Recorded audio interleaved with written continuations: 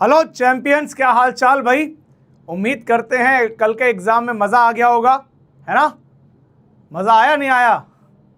कई सारे बच्चों के मैसेज आ रहे थे कि भैया पेपर तो आसान है, फिर थोड़ा टाइम बीता और जब मार्क्स आ गए, यार भैया मेरे तो बहुत मार्क्स कट गए। तो ये तो होता ही रहेगा भाई, ये part and parcel of the journey है। आपको लगेगा कि आप सब सही कर रहे हो, बट कहीं ना कहीं कुछ भूल चूक हो जाएगी। सीखना क्या है कि वो जो भूल चूक हुई है, जो गलतियां हुई हैं, उनको कैसे सुधारा जाए, या पहले तो ये पता तो लगे कि हम गलती कहाँ कर रहे हैं। तो वो गलतियां आपको एग्ज़ाम के माध्यम से ही पता लगती हैं। तो ये घबराने का विषय नहीं है, ये खुश होने का विषय है कि यार हमने कई सारे क्वेश्चन जो हमें लग रहा था कि हम सही कर रहे हैं, बट हमने एट द एंड गलत कर दिए। जब उसका आप एनालिसिस करोगे तो आपको मालूम पड़ जाएगा कि अच्छा ये मेरी गलती हो गई थी, अगली बार मुझे ध्यान रहेगा।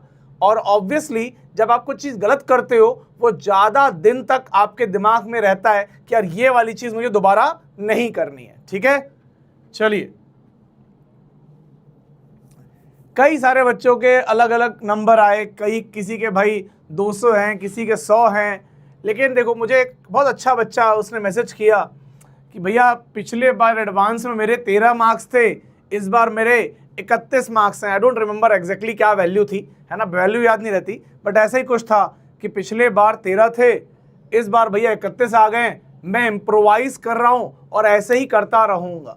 That is the best message that I can expect from a student after exam.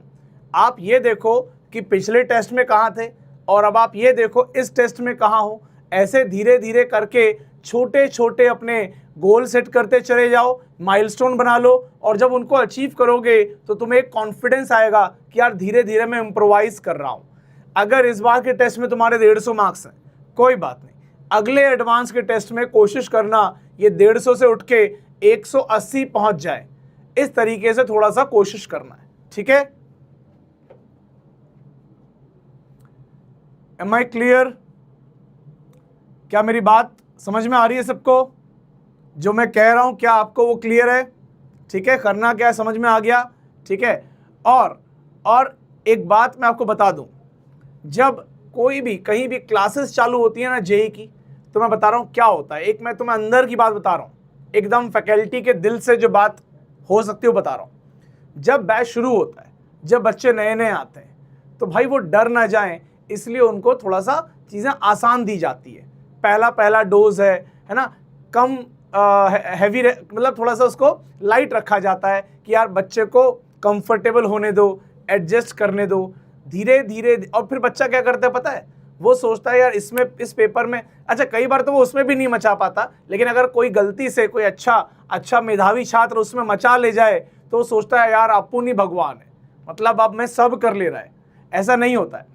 फिर धीरे धीरे हम लोग डोज बढ़ाते जाते हैं, चाबी कसते जाते हैं, चीज़ें डिफ़िकल्ट करते जाते हैं। तो अभी आप उस फेज़ में हो जहां हर पेपर धीरे धीरे और डिफ़िकल्ट होता चला जाएगा, ठीक है ना। ये फेज़ चलेगा आपका लगभग, मतलब मेरे ख्याल से 2-3 चैप्टर और ऐसे ही चलेगा कि धीरे धीरे पेपर का लेवल आपको और उठता हुआ दिखाई देगा। तो ये वाला पेपर जो था, ये एक तरीके से शुरुआत कह लो। आने वाले एडवांस के पेपर और टफ आएंगे।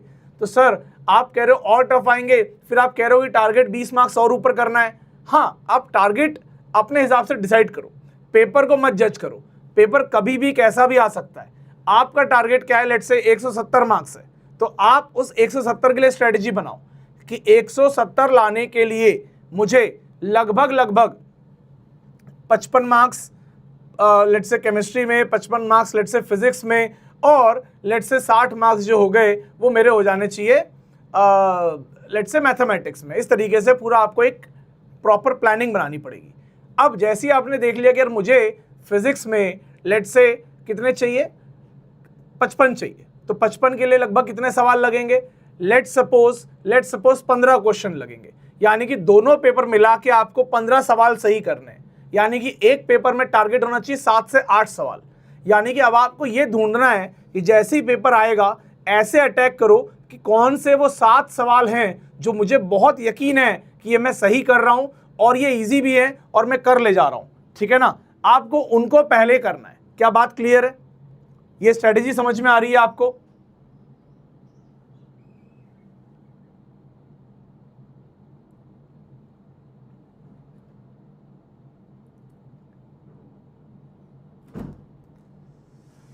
चलिए कोई बात नहीं, कोई बात नहीं, ये सारी बातें होती रहेंगी भाई, लेकिन आपको जो मैं बात कह रहा हूँ बात समझ में आ रही है? तो यू हैव टू स्ट्रेटेजाइज।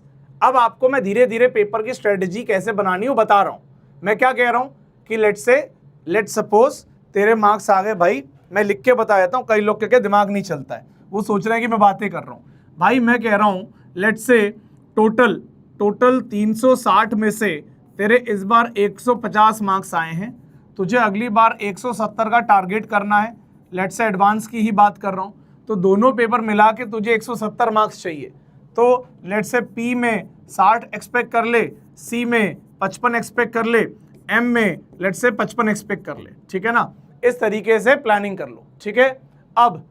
अब इसके लिए तुम्हें चाहिए लगभग अप्रॉक्सीमेटली 15 क्वेश्चन, ठीक है ना? लगभग 15 क्वेश्चन सही, और ये 15 क्वेश्चन पेपर 1 और पेपर 2 मिला के है। तो लेट्स से पेपर 1 में तूने 7 से 8 सवाल कर दिए और पेपर 2 में भी 7 से 8 सवाल को टारगेट कर लिया। अब इससे क्या होगा कि तेरे पास थे टोटल 18 सवाल के आसपास, 16 या 18 सवाल होंगे, उसमें से तू टारगेट कर रहा है 7-8 सवाल। कितना सिंपल हो गया। पेपर खोला, पहला देखा टफ लग रहा है छोड़, अगला देखा टफ लग रहा है छोड़, तीसरा देखा, ऐसे कर करके तुम्हें इजीली स्कैन हो जाएंगे 7 से 8 सवाल। हर बार पेपर में 4 सवाल ऐसे तो मिल ही जाएंगे, 3-4 सवाल जो बहुत ही एकदम आसान होते हैं, उसके बाद कुछ वो सवाल मिल जाएंगे जो तूने किए होंगे, तूने कभी देखे होंगे, उनको निपटा दे। जब तू इस स्ट्रेटजी पे काम करना चालू करेगा तब मैं तेरे को धीरे धीरे बताऊंगा कि कैसे ये 170 बनेंगे 250 के आसपास। क्या ये बात क्लियर है? ठीक है, चलिए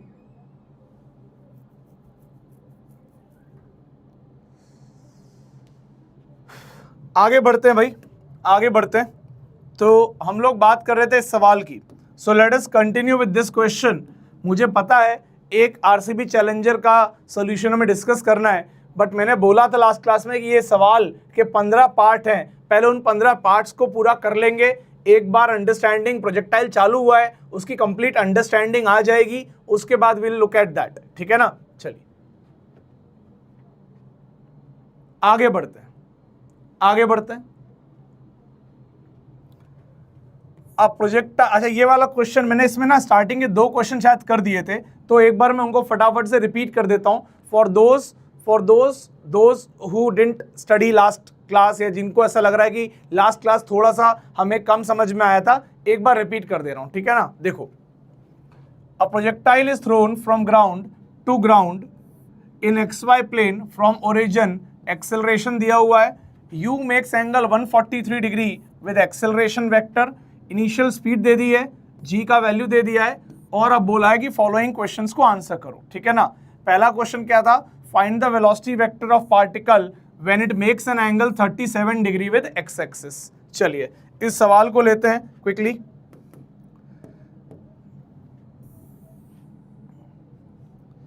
तो ये पार्टिकल को ऐसे फेंका u से, और ये रहा acceleration vector that is -g cap, नीचे की तरफ g वैल्यू है, और ये एंगल टोटल 143 डिग्री दिया हुआ है। This is given as 143 degree, यानी कि अगर ये 90 है तो ये ऊपर वाला जो एंगल बचेगा दैट विल बी 53 डिग्री, ठीक है ना? सो 53 डिग्री फ्रॉम हॉरिजॉन्टल प्रोजेक्शन किया गया, ठीक है? So the projection was done at an angle 50 degree from the horizontal. अब सवाल क्या पूछ रहे हैं? अच्छा u की वैल्यू भी पता थी हमको, दैट इज 20, तो इसका हॉरिजॉन्टल कंपोनेंट निकाल लिया गया, that was 12 meter per second, ये हमने निकाल लिया था। इसका वर्टिकल कंपोनेंट भी निकाल लिया, that is 16 metre per second, ठीक है? अब देखो ये जो प्रोजेक्टाइल है, लेट्स से it is going like this, ठीक है ना? तो हमें किसी पॉइंट पे जब ये पूछा गया है what will be the velocity vector of particle when it makes angle 37 degree with x axis, ठीक है? तो ऐसा टोटल 2 बार होगा, ऐसा टोटल 2 बार होगा। 2 बार कब होगा, ठीक है? तो अभी डिस्कस कर लेते हैं। जैसे मान लो ऊपर जाते समय ये एंगल 37 बनाएगा, ऐसे ही जब ये नीचे आ रहा होगा, when it will be coming down, जब ये नीचे आ रहा होगा तब फिर से ये किसी पॉइंट पे नीचे के तरफ एंगल 37 डिग्री बनाएगा, क्या ये बात क्लियर है? क्या ये बात क्लियर है? अब मजे की बात ये है कि मतलब देखो, ये उस दिन मेरे को थॉट आया भी नहीं क्योंकि ऐसा सवाल में एक्सप्लिसिटली बोला नहीं है, बट मुझे अब यहाँ लग रहा है कि यार ये अगर ऐसा बोला गया है तो देयर आर 2 इंस्टेंसेस जहाँ पे ऐसा हो सकता है, 2 इंस्टेंट्स जहाँ पे ऐसा हो सकता है, एक चढ़ते वक्त और एक उतरते वक्त। हालांकि मेरा इंटेंशन स्टार्टिंग में यही था कि मैं चढ़ते वक्त पूछ लूं कि एंगल 37 कब बनेगा, तो उसके लिए मुझे क्वेश्चन में थोड़ा सा लैंग्वेज चेंज करना पड़ता। मुझे लिखना चाहिए था find the velocity vector of particle when it makes angle 37 with the x axis for the first time. तब उस केस में सिर्फ ये ऊपर वाला आंसर हो जाता क्योंकि this will come later, this will happen first. Okay, क्या ये बात क्लियर है? क्या ये बात क्लियर है? चलिए अब आगे बढ़ते हैं। हॉरिजॉन्टल वेलोसिटी तो हमेशा क्या रहेगी? सेम रहेगी। तो इधर अभी भी हॉरिजॉन्टल 12 रहेगा, इधर अभी भी हॉरिजॉन्टल क्या रहेगा? 12 रहेगा, ठीक है ना। और अगर आप नोटिस करो तो ये दोनों इंस्टेंसेस देखो मैंने एक लेवल पे ही बनाए हैं। सर आपको कैसे पता चला ये एक ही लेवल पे बनेगा? मुझे ऐसे पता बेटा कि मैं ये जानता हूं कि जब भी यहाँ पे अगर 37 बन रहा है, so if there will be some velocity in Y direction, तो वो सेम वेलोसिटी, क्योंकि ये तेरे को पता है कि eight the same horizontal level velocity, अगर एक बॉल को ऊपर फेंका जाए और पूछा जाए, लेट्स से ऐसे सोच, एक बॉल को अगर ऊपर फेंका जाए, है ना, लेट्स से किसी initial velocity in Y direction से, ये बॉल ऊपर जाके नीचे आ रही है, अगर पूछा जाए बताओ किसी एक पर्टिकुलर हाइट पे जो ऊपर जाने वाली वेलोसिटी है, let's say will that be equal to the नीचे जाने वाली velocity at the same height? And you will say yes of course, वो तो सेम होती है वेलोसिटी या स्पीड बोलूंगी, सेम हाइट पे स्पीड सेम होती है, हमने ये 1D में कई बार पढ़ा हुआ है, ठीक है ना। सो दैट इज वाई मुझे पहले ही पता था कि ये वाला पॉइंट और ये वाला पॉइंट सेम हाइट पे लाई करेंगे, ठीक है। हालांकि इसकी कोई आवश्यकता है नहीं ज़्यादा, लेकिन अभी आपको समझ में आ जाएगा सारी बातें। अभी देखो मैं क्या करूँगा, मुझे ये पता ये वी वाई नहीं पता है, बट मुझे एक चीज़ पता है, मुझे एक चीज़ यहाँ पता है कि एंगल कितना बन रहा है 37। So I can write that this velocity, है ना, आपको समझ में आ रहा होगा कि मैं एंगल 37 को लिख सकता हूँ tan of 37 degree is equal to V Y divide by 12। tan 37 होता है कितना भाई? 3/4 is equal to V Y divide by 12। तो वी वाई क्या आ जाएगा? V Y will come 9 metre per second. और मैं आपको बता दूं कि yes, if this comes out to be 9, तो यहाँ पे भी नीचे की तरफ कितनी स्पीड होगी? 9 metre per second. And that is enough, क्योंकि अगर आप ये एंगल निकालने जा रहे हो विच इज 37, तो यस tan 37 इज अगेन 3/4, तो ये नीचे वाली वेलोसिटी 9 आएगी। तो ये दोनों सेम हाइट पे ही पॉसिबल है। क्या ये क्लियर है? क्या ये क्लियर है? अब मुझे क्या निकालना था? मुझे निकालना था वेलोसिटी, कि जब वो एंगल 37 बनाती है, आ गई वेलोसिटी। तो वेलोसिटी, सो आंसर इज आगे की तरफ 12 I cap plus minus 9 J cap, that is answer. Plus minus 9 J cap. Why plus minus? क्योंकि ऊपर वाला 9 होगा तो भी एंगल 37 बनेगा एक्स एक्सिस से, और अगर नीचे वाला 9 होगा तो भी एंगल 37 बनेगा एक्स एक्सिस से। Is that clear? तो अगर ऊपर वाला एंगल 37 है तो ऊपर वाली वेलोसिटी 9 आ जाएगी, अगर एंगल नीचे 37 है तो नीचे वाली वेलोसिटी 9 आ जाएगी, यानी कि ये these both should be the answer।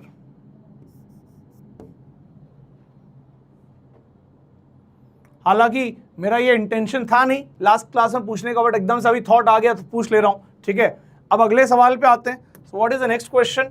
Next question is, this is the second question, find the time taken to reach the position in previous question. अब क्योंकि मैंने 2 पोजीशन डिसाइड कर ली है तो मुझे 2 टाइम भी निकालना पड़ेगा, ठीक है ना। चलिए अब इसके लिए मैं एक सिंपल सा क्या करता हूँ, इस डायग्राम को आपको डायग्राम देखो आप, ये डायग्राम है, ठीक है। दिस इज द प्रोजेक्टाइल जिसमें इनिशियल वेलोसिटी इसकी थी कितनी? ये वाली 12 थी, ये वाली थी 16, और एक किसी पॉइंट पे ये अभी भी 12 ही रहेगी, और ये हो जाएगी कितनी? 9, ठीक है। और एक और किसी पॉइंट पे ये अभी भी 12 ही रहेगी और नीचे वाली 9 हो जाएगी। सो हमारे प्रीवियस केस में हमें ये पॉइंट ए बोल देता हूं और ये पॉइंट बी बोल देता हूं, दोनों ही वो पॉइंट हैं जब angle of velocity with x axis will be 37 degree, दोनों पे ही। लास्ट क्लास में हम खाली ए को ही कर रहे थे क्योंकि हमने इसके बारे में सोचा नहीं था, अब आज सोच लिया तो उसको भी कर लेते हैं। तो लेट्स से ओरिजिन से ए तक जाने में कितना टाइम लगेगा, तो I will use v is equal to you plus A T only in Y direction, only in Y direction. तो फाइनल वेलोसिटी कितनी है ऊपर की ओर, तो ये हो जाएगा +9, इनिशियल कितनी है +16, प्लस एक्सेलरेशन कितना है, एक्सेलरेशन नीचे की तरफ है g, यानी कि I will write it as -10 into time till to reach A.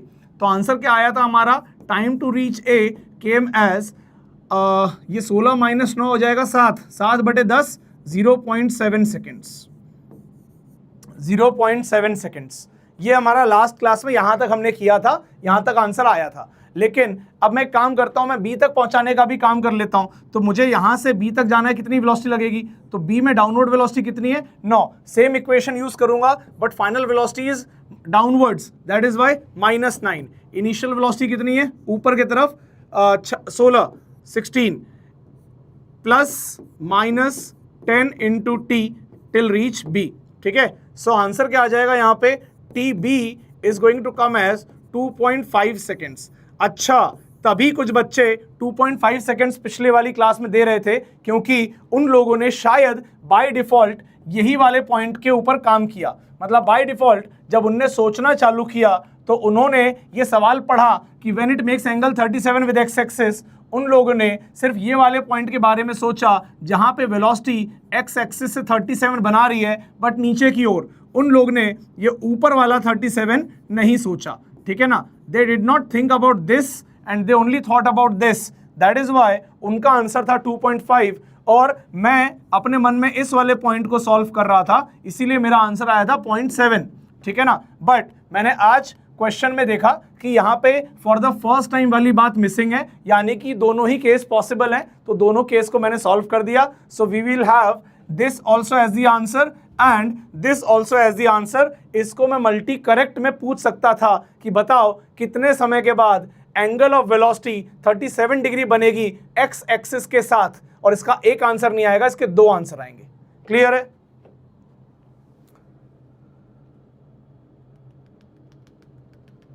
Is it clear?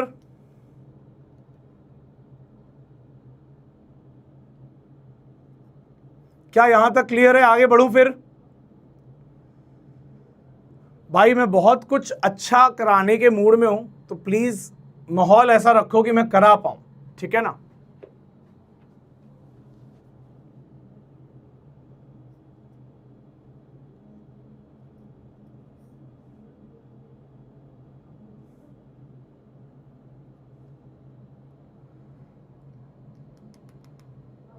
ठीक है, चलिए आगे बढ़ते हैं, आगे बढ़ते हैं। अगला सवाल, अगला सवाल, थर्ड क्वेश्चन। चलिए अब आप लोग के हवाले है, आप लोग आंसर करिए, आप लोग के हवाले है, आप लोग आंसर करिए भाई इसका। Find out average velocity from the start to the end.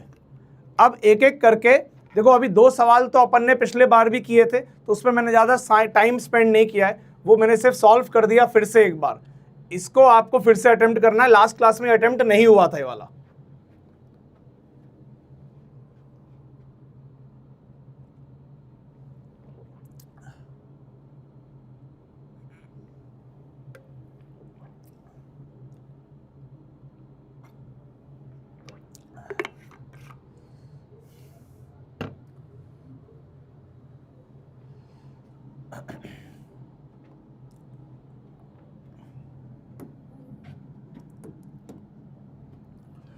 अब देखिएगा, find out the average velocity vector from the start to the end, ठीक है ना।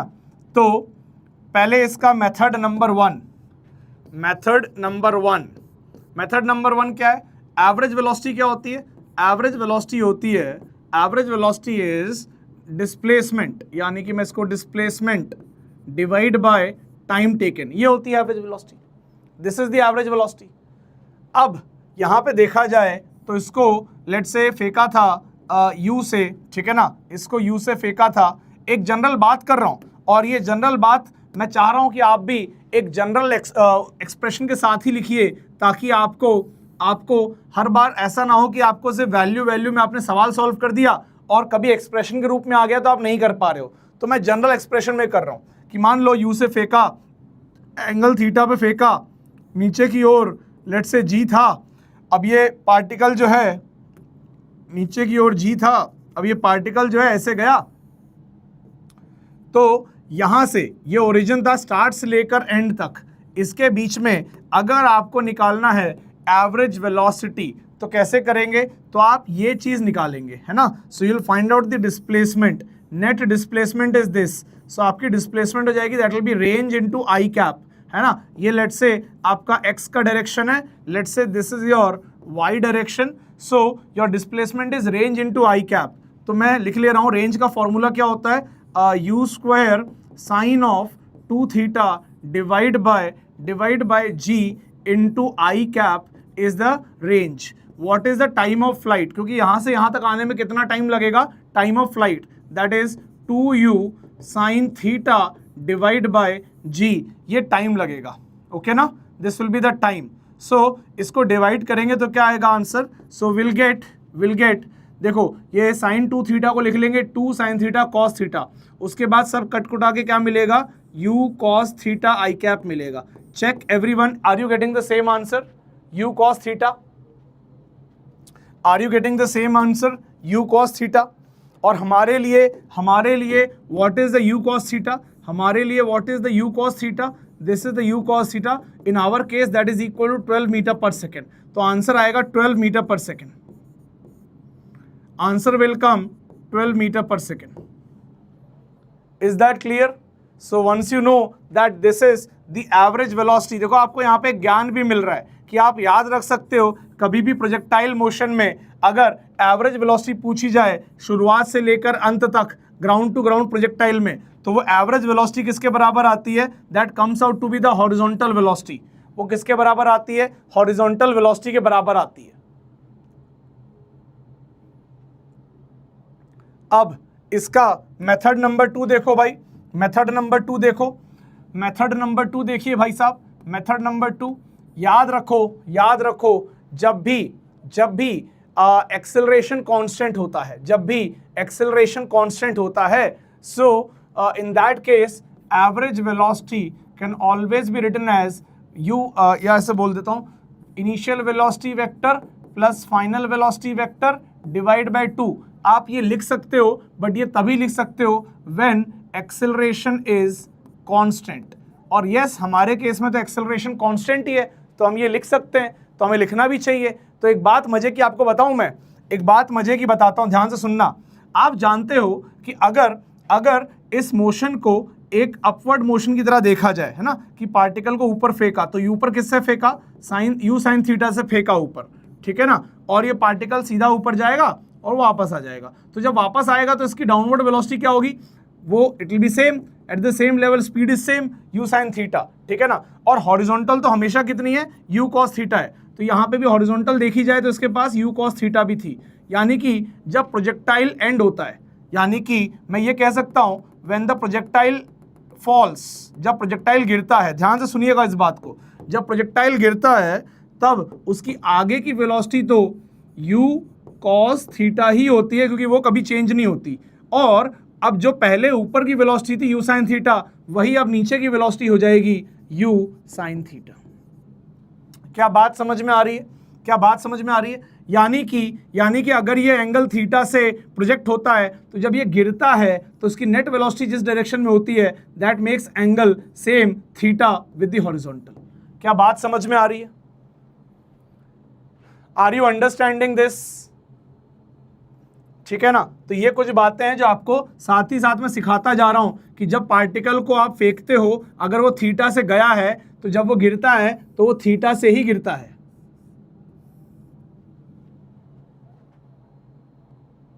ठीक है, अब इससे क्या होगा? खैर, अब वापस आते हैं अपने सवाल पे। मुझे तो एवरेज वेलोसिटी निकालनी थी, ये मेथड तो ठीक ठाक था, डिस्प्लेसमेंट निकाला, फिर total displacement upon total time कर दिया, आंसर आ गया। अब दूसरा मेथड क्या था, अगर एक्सेलरेशन कांस्टेंट है, इनिशियल प्लस फाइनल को ऐड करके डिवाइड बाय 2 कर दीजिए। चलिए, इनिशियल वेलोसिटी क्या थी भाई, u cos थीटा आई कैप, u cos थीटा आई cap plus u sin theta j cap, ये थी इनिशियल वेलोसिटी, है ना, ऊपर की तरफ u sin थीटा था। और फाइनल क्या थी भाई साहब, फाइनल क्या थी, फाइनल थी u cos थीटा आई कैप और नीचे की तरफ u sin थीटा, यानी कि minus u sin theta j cap.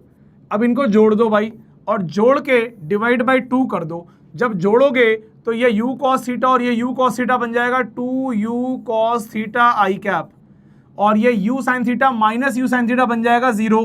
Divide by 2 करो, आंसर आ गया u cos थीटा आई कैप। तो आज आप एक बात और सीख गए कि जब भी एक्सेलरेशन कांस्टेंट होता है, हमेशा एवरेज वेलोसिटी के लिए initial plus final divide by 2 कर लो, initial plus final divide by 2 कर लो।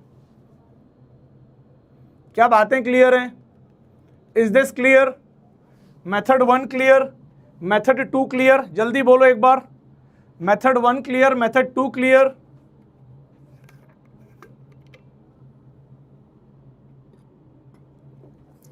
ये बात भी क्लियर हो गई होगी कि अगर पार्टिकल को u sin थीटा से ऊपर फेंका है तो गिरते समय वो नीचे u sin थीटा ही उसकी स्पीड होगी। वर्टिकल मोशन में याद करो, सेम हाइट पे सेम स्पीड होती है, हाँ, बट वेलोसिटी अलग अलग आएगी, क्योंकि इसके पास आगे की हॉरिजॉन्टल वेलोसिटी और ऊपर की वेलोसिटी थी, तो ये नेट इधर आएगी, बट इस पॉइंट पे आगे की हॉरिजॉन्टल और नीचे की वर्टिकल, तो नेट वेलोसिटी इस डायरेक्शन में आएगी।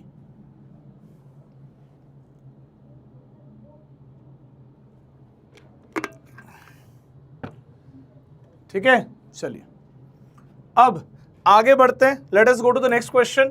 सो this is the fourth question I guess, हाँ, this is the fourth question. So this is the fourth question. चलिए, find the average velocity vector from the start till it reaches the highest point. अच्छा, इसका answer चाहिए था आपको, पिछले वाले का आंसर निकाल दिया था ना, u cos थीटा, इसकी वैल्यू चाहिए, तो वैल्यू वाज 12, ठीक है ना, वैल्यू इज 12। मेरा फोकस अब वैल्यू पे नहीं है, मेरा फोकस एक जनरल अंडरस्टैंडिंग क्रिएट करने पे है। वैल्यू तो अब आपको दिख रही है, उसके अंदर क्लियर कट आ जाएगी। अब find the average velocity vector from the start till, नहीं स्टिल, टिल आएगा, this will be till it reaches the highest point. यानी कि एक प्रोजेक्टाइल को अगर u से फेंको एट एन एंगल थीटा, ठीक है, विद द हॉरिजॉन्टल, तो ये बोल रहे हैं जो ओरिजिन है, जो स्टार्टिंग का पॉइंट है, वहां से टॉप पॉइंट पे जाने तक, यहां तक जाने तक, what will be the average velocity, ठीक है ना, यहां से ओरिजिन से ये टॉप पॉइंट पे जाना है, let's say this is the top point, ठीक है, यहां तक। इसको मैं पूरा बना देता हूं, एक काम करता हूं, I just make this complete projectile. ये प्रोजेक्टाइल ऐसा कुछ जाएगा, मुझे चाहिए यहां से यहां तक आने में कितना एवरेज वेलोसिटी आएगी। What will B average velocity when you start from here and reach here? Average velocity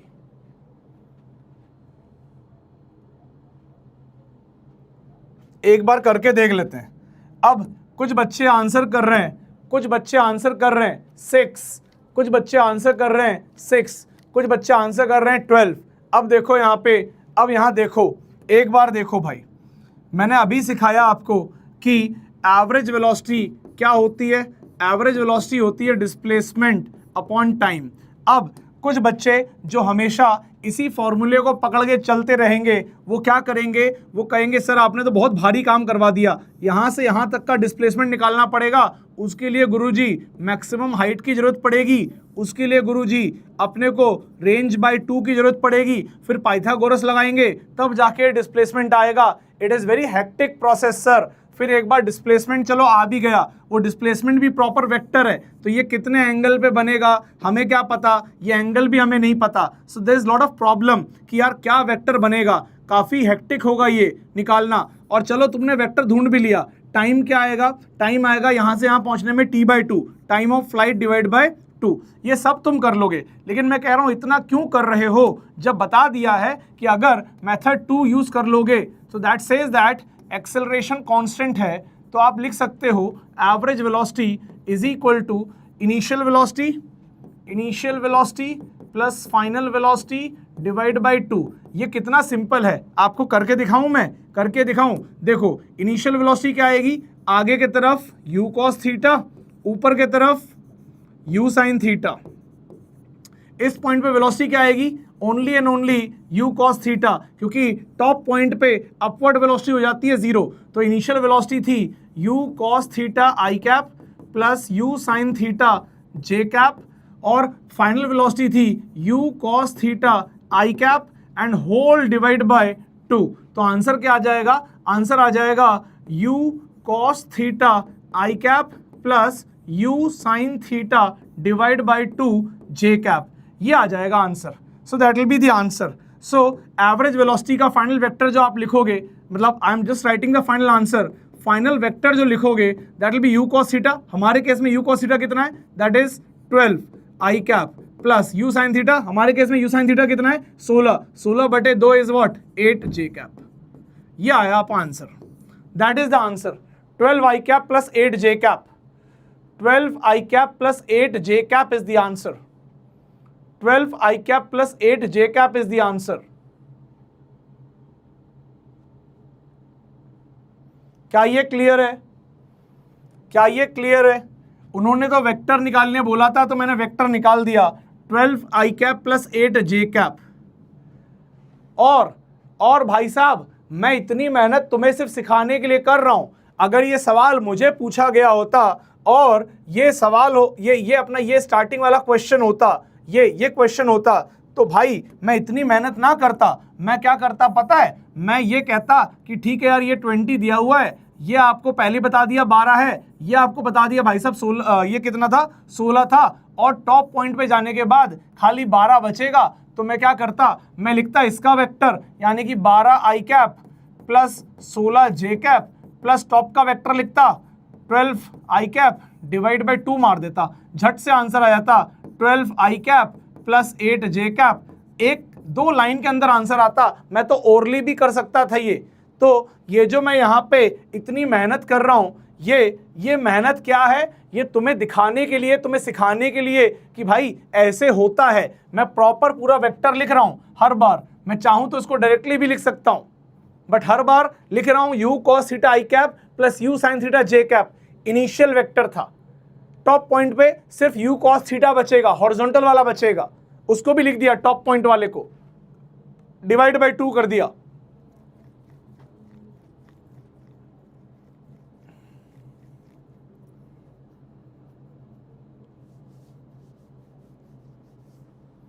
ठीक है, अभी यशवी कह रही है no far movement today. It is not possible that you are in my class and there will be no far movement. Wait, मतलब maybe you are not realising that you are getting farred, right? So अभी आपको पता ही नहीं लग रहा है कि आपके साथ फार मूवमेंट हो रहा है। आगे बढ़ते हैं। तो एवरेज वेलोसिटी का वेक्टर मिल गया बहुत ही प्रेम भाव से, initial velocity plus final velocity divide by 2 कर दिया और आंसर आ गया।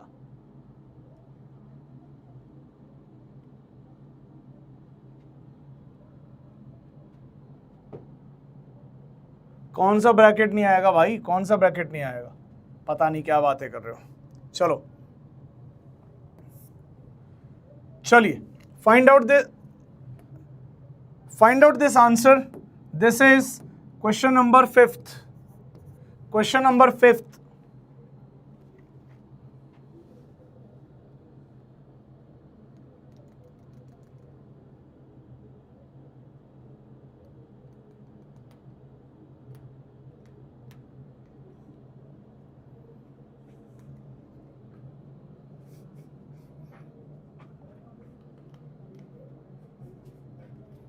Question number 5th.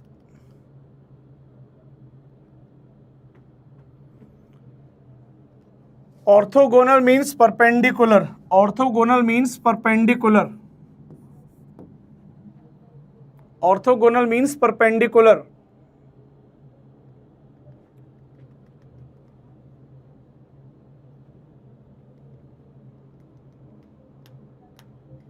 ऑर्थोगोनल का मतलब होता है परपेंडिकुलर।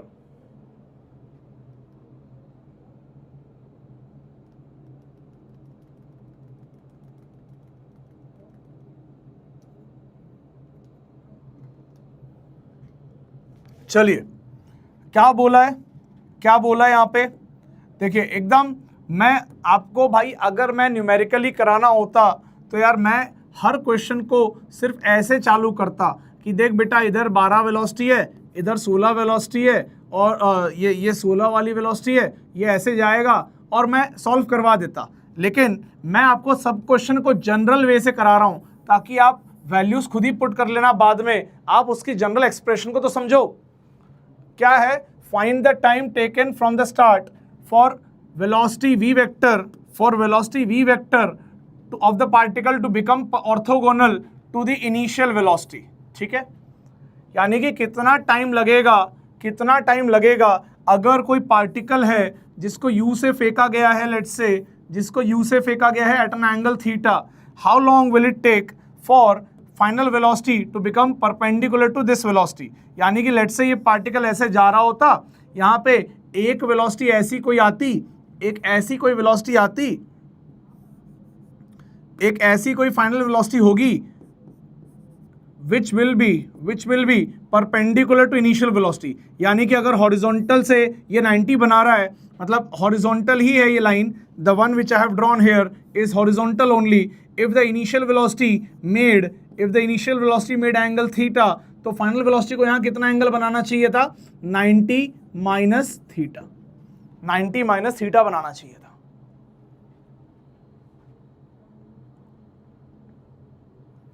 अब कुछ बच्चे कह रहे हैं आंसर 1.6, 3.2, कई सारे आंसर आ रहे हैं। ठीक है, अब मैं तुम्हें इसके कई सारे तरीके बताता हूं। I will tell you some methods जिससे ये आंसर आएगा। So method number 1, let's say initial velocity लिख लो, पहले इनिशियल वेलोसिटी लिख लो। क्या थी initial velocity, u cos theta i cap plus u sin theta j cap. ठीक है ना, और फाइनल वेलोसिटी का एक्सप्रेशन तुम्हें पता ही है क्या होता है, that is u cos theta i cap plus u sin theta minus gt j cap. याद आया ये?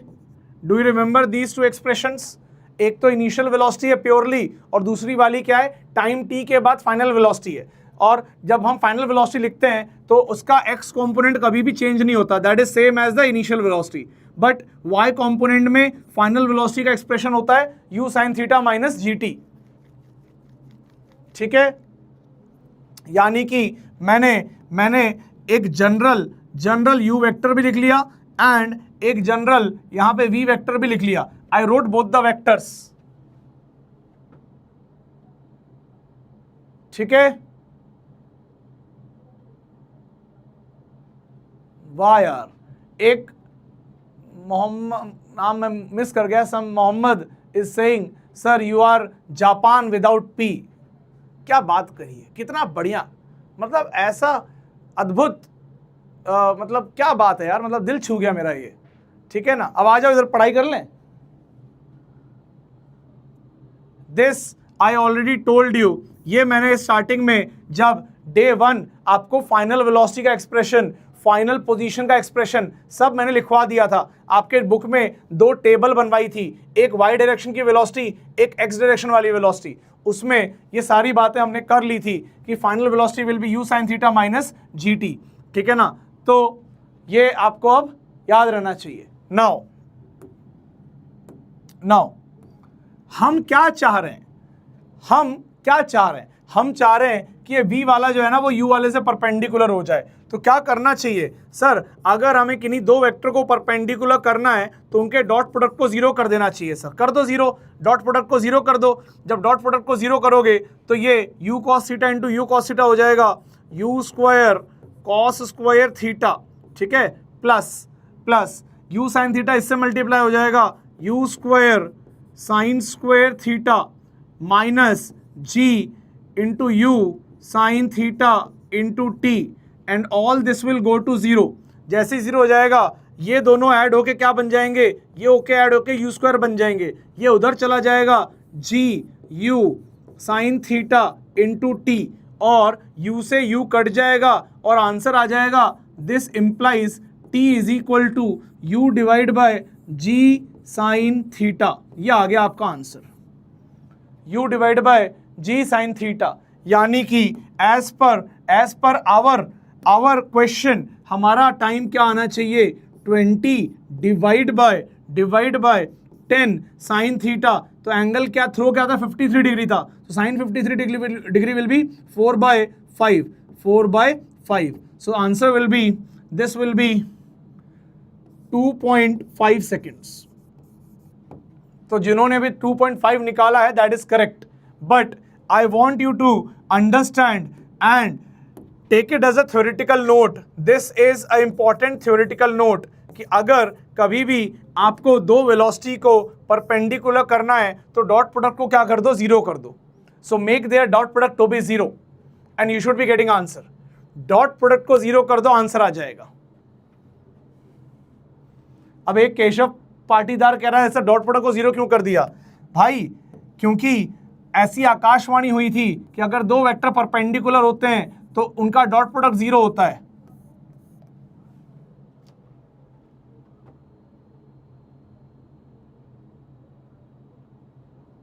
ठीक है, चलिए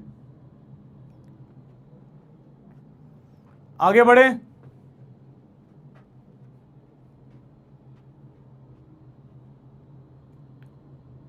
लास्ट स्टेप में रिपीट क्या करना है भाई, डॉट प्रोडक्ट करके जीरो कर दे भाई। कैलकुलेशन भी समझाऊं क्या अब लास्ट स्टेप, गधा है क्या? ये डॉट प्रोडक्ट करके जीरो कर दे, यहीं पे कॉन्सेप्ट खत्म हो गया। बाकी तू करके देखना, अभी ये डॉट प्रोडक्ट को जीरो करने के बाद तू करके देख, ये आंसर आएगा।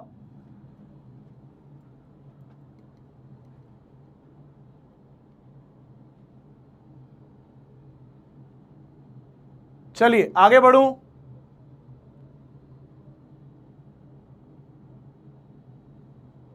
आगे बढ़ूं क्या? ठीक है, अब एक मेथड तो तुम्हें बता दिया कि डॉट प्रोडक्ट करके जीरो कर लो। एक मेथड तो मैंने ये बता दिया, एक मेथड और बता देता हूं। मतलब ये वाला अच्छा मेथड है, इससे गंदा मेथड। एक काम करते हैं, इस वाले को ना मैं मेथड 2 का नाम देता हूं और फिर मैं तुम्हें मेथड 3 भी बता दूंगा। आओ मैं तुम्हें मेथड 1 बताऊं, घटिया मेथड। मेथड 1 इज घटिया मेथड। मेथड 1 घटिया मेथड बोलूंगा मैं इसको, घटिया तो नहीं बोलूंगा यार, मतलब क्लिक करने के ऊपर है। लेकिन अब ये बहुत ही बेसिक है कि अब एक बच्चा, ये जो मैं यहाँ स्टार्टिंग में सोचने की कोशिश कर रहा था कि यार ये तभी पॉसिबल है, ये तभी पॉसिबल है अगर ये एंगल 53 हमारे केस में दिया हुआ है तो यहाँ पे 90 माइनस थीटा बन जाए, यानी कि 37 डिग्री बन जाए, तो obviously they will become perpendicular. यानी कि जब हमें क्वेश्चन आए तो हम एक चीज़ कर सकते हैं। हम क्या कर सकते हैं, हमें फाइनल वेलोसिटी वेक्टर निकाल लेना चाहिए। कैसे निकालेंगे? We should find out this vector जो परपेंडिकुलर होगा। अब कैसे निकालेंगे ये, बहुत ध्यान से देखो। हम ये जानते हैं कि लेट्स से ये हॉरिजॉन्टल के साथ थीटा बनाता है, तो horizontal velocity will be what, u cos theta, ये हमें पता है। और अगर फाइनल वेलोसिटी v हो गई और यहाँ 90 माइनस थीटा हो गया तो ये वेलोसिटी क्या हो जाएगी, v cos 90 minus theta, because if this is 90 minus theta this will be theta, तो इधर आ जाएगा v cos थीटा और इधर आ जाएगा v sin थीटा। तो हम क्या करेंगे, v निकालने के लिए इनिशियल वेलोसिटी का cos component will match it to final velocity का sin कंपोनेंट। इससे मुझे फाइनल वेलोसिटी मिल जाएगी, that will be u cos theta divide by sin theta. अब ये मिलने के बाद एक बार मुझे फाइनल वेलोसिटी मिल गई, एक बार मुझे फाइनल वेलोसिटी का मैग्नीट्यूड मिल गया और मुझे एंगल पता है, मतलब कौन सा एंगल पता है, ये नीचे वाला, और ये मतलब एंगल सारे पता है मुझे, तो I will be able to write down, मैं यहाँ से v वेक्टर लिख पाऊंगा, और v वेक्टर लिख पाऊंगा, उससे मुझे क्या मिलेगा, वर्टिकल डायरेक्शन की वेलोसिटी मिलेगी। फिर मैं क्या करूंगा, फर्स्ट इक्वेशन लगाऊंगा। ठीक है, करके दिखा रहा हूँ, देख ये वाली बात मैं एकदम करके दिखा रहा हूँ अपने क्वेश्चन के अकॉर्डिंग, इसलिए इसका जनरल मेथड मैंने डिस्कस भी नहीं किया। I did not discuss this general method because it is unnecessary painful method, but मैं आपको एक बार करके दिखा रहा हूँ अपने केस के अंदर। देखो हमारा केस क्या था, हमारा केस ये था कि यहाँ पे 20 मीटर पर सेकंड से फेंका गया है, एंगल 53 डिग्री है, और हमें बोला गया है वो टाइम निकालो जब वेलोसिटी परपेंडिकुलर हो जाएगी। ये 12 था, ये 16 था, ठीक है ना। अब देखो, अब ये गया पार्टिकल गया मस्त, यहाँ पे मान लेते हैं यहाँ पे परपेंडिकुलर हो रही है, ये कोई वेलोसिटी v है। तो अब ये पता चल गया कि अगर ये 53 है तो इसको 37 डिग्री होना पड़ेगा, तो इसको क्या बोलेंगे, v cos 37 डिग्री, या फिर ये वाला एंगल ले लो दैट विल बी 53 डिग्री, तो इसको हम और भी क्या बोल सकते हैं, v sin 53 डिग्री, एक ही बात है। कुल मिला के आप ये हॉरिजॉन्टल वेलोसिटी मैच करवा के आप v का वैल्यू निकाल लोगे। तो मैंने कर लिया that this is equal to 12, तो v कितना आ जाएगा, v आ जाएगा sin 53 इज व्हाट 4/5, तो 5 उधर जाएगा, 12 इंटू 5 डिवाइड बाय 4, आंसर आ गया 15 मीटर पर सेकेंड आ गया आंसर। ये फाइनल वेलोसिटी आ गई इधर वाली।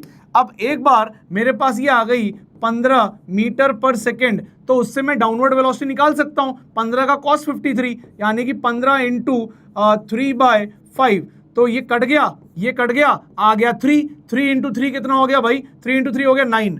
अच्छा, ये 9 हो गया, यानी कि जब डाउनवर्ड वेलोसिटी 9 होगी तब वेलोसिटीज परपेंडिकुलर होंगी, ठीक है। तो अब ये डाउनवर्ड वेलोसिटी 9 कब होगी, कितने देर बाद होगी, तो लिखा -9 is equal to initial velocity plus 16 is minus 10 into t, ठीक है ना। तो टी कितना आ जाएगा, 2.5 सेकेंड्स आ जाएगा। बट ये method I don't like, too much of working in this method, too much of working in this method, ठीक है ना। मैंने क्या क्या किया आपको फिर से एक बार क्विक बता दे रहा हूं। ये हॉरिजॉन्टल वेलोसिटी पता थी, I knew this horizontal velocity, I did not know, मुझे नहीं पता था कि ये कब परपेंडिकुलर होगा। तो मान लिया किसी वेलोसिटी v पे परपेंडिकुलर होगा, लेकिन अगर परपेंडिकुलर होगा तो ये एंगल 53 था, तो ये जब परपेंडिकुलर होगा तो ये वाला एंगल हॉरिजॉन्टल से 37 होना चाहिए, तो ये 37 आ गया, ये 37 आता ही ये 53 आ गया।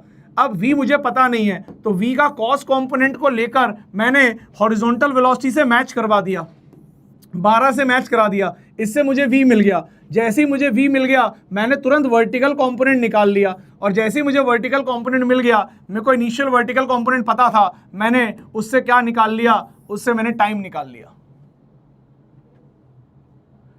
हाँ, ये पहले भी आ चुका है, क्योंकि ये फर्स्ट क्वेश्चन में बाय डिफॉल्ट, पहले क्वेश्चन में बाय डिफॉल्ट जो पॉइंट बी था उसमें वो नीचे वाली वेलोसिटी 9 आ रही थी, इसीलिए ये 2.5 आ चुका था। यानी कि ये पॉइंट बी ही वो पॉइंट है जब वेलोसिटी इनिशियल वेलोसिटी से परपेंडिकुलर हो जाएगी, लेकिन तब पूछा नहीं था, अब पूछा है तो अब आ गया आंसर, तो निकाल दिया। सो आपको मेथड 1 समझ में आ गया? Did you understand the method 1? Did you understand the method 1?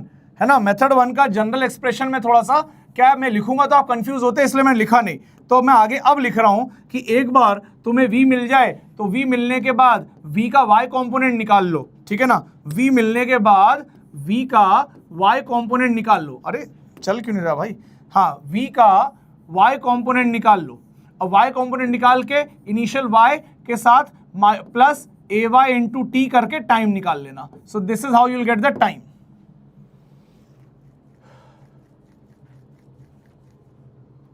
चलिए, अब shall I tell you method number 3? क्या मैं तुम्हें मेथड नंबर 3 बता दूं? Shall I tell you method number 3 in the same question? This is the third method. बता दूं क्या? बता देता हूं। ये देखो, ये था इनिशियल u, ठीक है ना, इसको हमने थ्रो किया, लेट्स से ये ऐसे गया, ठीक है। अब मुझे चाहिए कितना टाइम लगेगा जब फाइनल वेलोसिटी जो है, the final velocity becomes perpendicular to this initial velocity.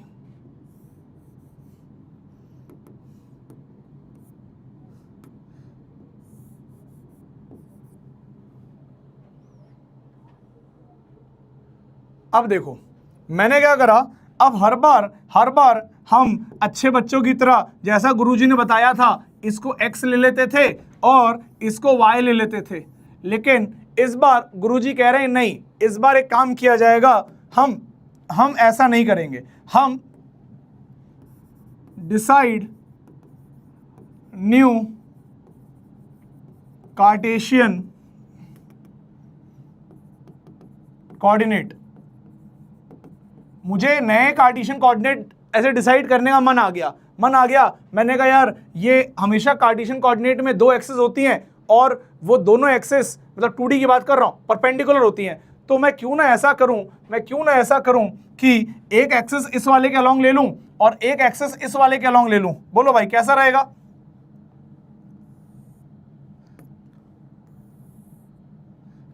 अरे भाई थोड़ा सा अच्छे से बनाता हूं, रुको, ठीक है ना। तो थोड़ा सा डायग्राम इधर लप्पू सा बन रहा है, इसको थोड़ा सही कर देता हूं, रुक जाओ।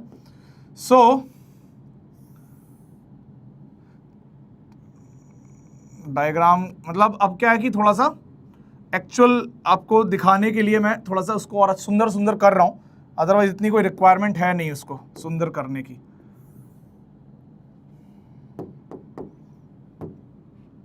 तो मान लेते हैं ये इनिशियल वेलोसिटी थी और ये था आपका प्रोजेक्टाइल, ठीक है ना, ये था आपका प्रोजेक्टाइल, ऐसे मान लो, ठीक है।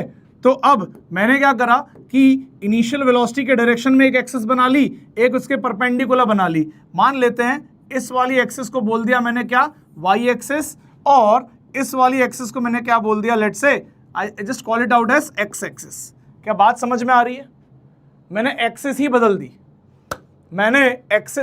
दी, अब मजे की बात क्या है, देखो मजे की बात क्या है, मैंने कहा चलो भाई अब देखते हैं जी वेक्टर कैसे लिखा जाएगा। तो एक्सेलरेशन नीचे की तरफ था जी, ये एंगल था एंगल ऑफ प्रोजेक्शन थीटा, ये था 90 डिग्री, तो obviously this will be what, this will B 90 minus theta, ठीक है ना, obviously this will be what 90 minus theta.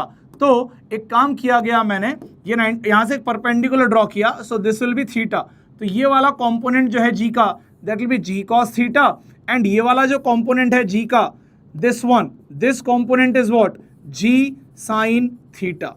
Okay, अब इससे एक मजेदार बात हो गई। क्या बात हो गई, ध्यान से सुनना, मैं आपको सिर्फ समझाने के लिए इतना टाइम ले रहा हूं। क्या हो गई बात, देखो इनिशियल वेलोसिटी किसके तरफ है, एक्स एक्सिस इधर है, initial velocity minus x axis की तरफ है, यानी कि initial velocity v initial is equal to minus u i cap लिख दिया मैंने, ठीक है ना। फाइनल वेलोसिटी किधर है, फाइनल वेलोसिटी इधर है, यानी कि that is plus v j cap, ठीक है ना। एक्सेलरेशन क्या है आई कैप के डायरेक्शन में, एक्सेलरेशन क्या है आई कैप के डायरेक्शन में, एक्सेलरेशन का वेक्टर लिख रहा हूं मैं, एक्सेलरेशन कांस्टेंट रहने वाला है, so acceleration will be what, तो एक्स एक्सिस के डायरेक्शन में जी साइन थीटा, यानी कि जी साइन थीटा आई कैप, और वाई एक्सिस के डायरेक्शन में जी कॉस थीटा, है ना, ये परपेंडिकुलर है इस लाइन के, तो यानी कि वाई ये this is towards the y axis, ठीक है भाई, so that will be plus g cos theta, हाँ जे कैप, ये आ गया आपका एक्सेलरेशन।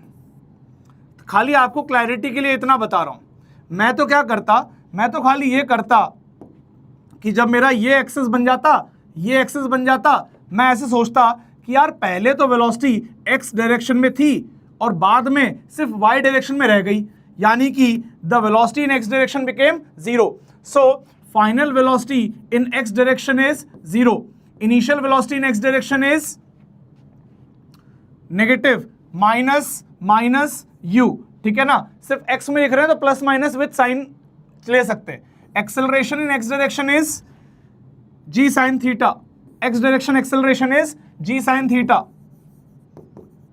तो टाइम तो अभी अपन निकाल लेंगे, विल फाइंड इट आउट, है ना, ये कब होगा, यहां से यहां वो कब पहुंचेगा ये हम पता लगाना चाह रहे हैं। So will apply the equation vx is equal to ux plus ax into t. vx हो गया 0, ux हो गया कितना माइनस u, ax हो गया कितना g साइन थीटा, और ये हो गया t, तो टाइम क्या आ जाएगा, u divide by g sine theta आ जाएगा, और यही हमारा आंसर था, यही हमारा आंसर था। Is that clear?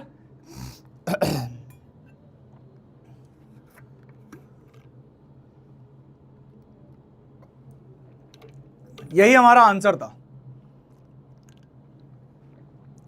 आपको फील आनी चाहिए कि x में वेलोसिटी थी, x में देयर वाज अ वेलोसिटी, बाद में x में there is no velocity, only velocity is in y। यहां से यहां तक की जर्नी की बात कर रहा हूं, यहां से यहां तक की जर्नी की, तो x वाली वेलोसिटी खत्म हो गई, किसने खत्म करी? तो जो एक्सेलरेशन था x में उसने खत्म करी, ठीक है ना। तो हमने क्या करा, v is equal to u x, मतलब x में लगा दी v is equal to you plus A t, और फाइनल वेलोसिटी क्या है? 0। इनिशियल क्या थी? इस डायरेक्शन की u थी, और इसको किल कौन कर रहा था? u sine g sine theta कर रहा था। तो डायरेक्टली टाइम कितना आ गया? u bye g sine theta आ गया।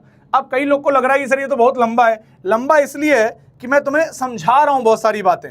अदरवाइज कल को अगर तुम्हें यही सवाल आ जाए, ये वेलोसिटी लेट से 20 दी हुई है, ये वेलोसिटी 20 दी हुई है, ये थीटा दिया हुआ है लेट से 53 डिग्री, है ना, मान लो आपको 53 डिग्री दिया हुआ है, और पूछा जाए बताइए कितने देर बाद ये वेलोसिटी हो जाएगी 0, तो तुम क्या करोगे? तुम लप से ये थीटा दिया है, ये थीटा हो जाएगा, ये हो जाएगा जी कॉस थीटा, और ये हो जाएगा जी साइन थीटा। तुम ये समझ जाओगे कि जब ये पार्टिकल आगे जाएगा तो कभी ना कभी जब परपेंडिकुलर होगा तो हमारे पास इस डायरेक्शन में कोई वेलोसिटी नहीं होगी, there will be no velocity in this direction, यानी कि हमारा जी साइन थीटा इस वेलोसिटी को खा जाएगा। So time will be nothing but 20 divide by g sine theta.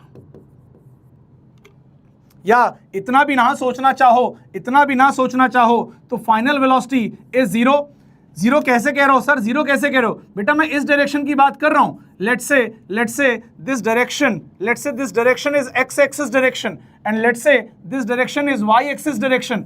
तो मैं यहाँ पे ये जो 0 लिख रहा हूं तो बुरा मत मान, मैं से वेलोसिटी इन x डायरेक्शन लिख रहा हूं 0। इस डायरेक्शन में कोई वेलोसिटी नहीं बची है, there is no velocity left in this direction, only we have velocity in y direction, we have this, ठीक है ना। तो मैं क्या करूंगा? Final velocity 0, initial velocity negative x की तरफ तो -20, और एक्सेलरेशन पॉजिटिव x की तरफ g साइन थीटा तो plus g sine theta into t कर दूंगा, t is equal to 20 divide by g sine theta आ जाएगा। मतलब डायरेक्ट है, ओरल है ये।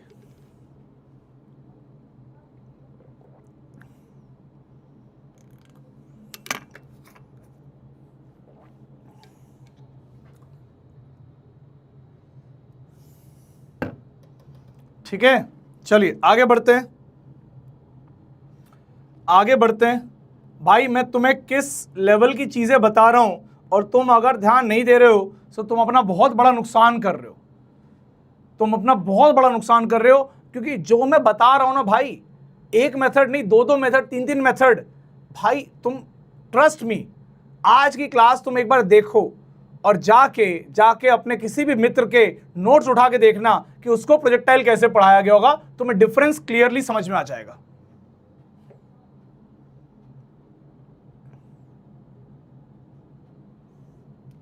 चलिए, ये सवाल मैं आपको दे रहा हूं, आप अपनी अंडरस्टैंडिंग से बताइएगा। मान लेते हैं एक, मैं आपको एक जनरल सिखा रहा हूं, जनरल बात, कि मान लीजिए एक प्रोजेक्टाइल है, इसको ऐसे मतलब प्रोजेक्टाइल को फेंका गया है, लेट्स से, ठीक है ना, वही अभी इनिशियल वेलोसिटी यू है, जनरल एक्सप्रेशन जो भी है सब सारे याद रखो आप, है ना। ऐसे प्रोजेक्टाइल को फेंका गया, और लेट्स से आपको ये point P such that OP, अच्छा ये पॉइंट था O, और ये टॉप पॉइंट को T बोल दिया। यहाँ पे एक ऐसा पॉइंट P ढूंढा गया कि arc OP and arc PT बराबर है, यानी कि O से लेकर P तक का ये दूरी, ये डिस्टेंस, और P से लेकर T तक का ये डिस्टेंस, ये दोनों बराबर हैं, ठीक है ना। So this is equal to this, arc OP is equal to arc PT। अब क्या पूछा गया है? Point C is such that OC is equal to CB। तो ये टॉप पॉइंट के नीचे एक यहाँ पे लेट से पॉइंट था B, और एक पॉइंट C यहाँ हमने बनाया जो कि OC is equal to CB, यानी कि this is equal to this, ये दिया हुआ है। तो क्या बताना है? State whether the projection of P on x axis is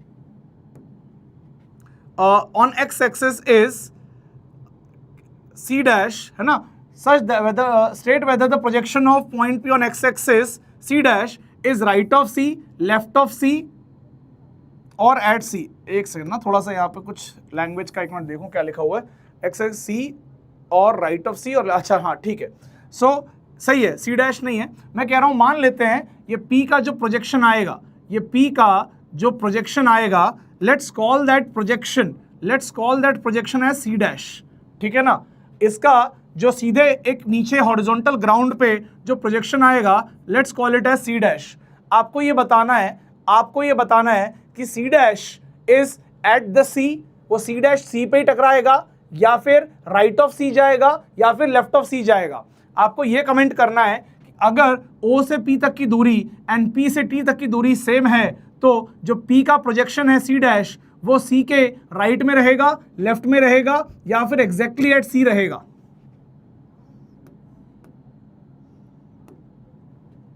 ठीक है, ये बताना है आपको, दैट इज द क्वेश्चन।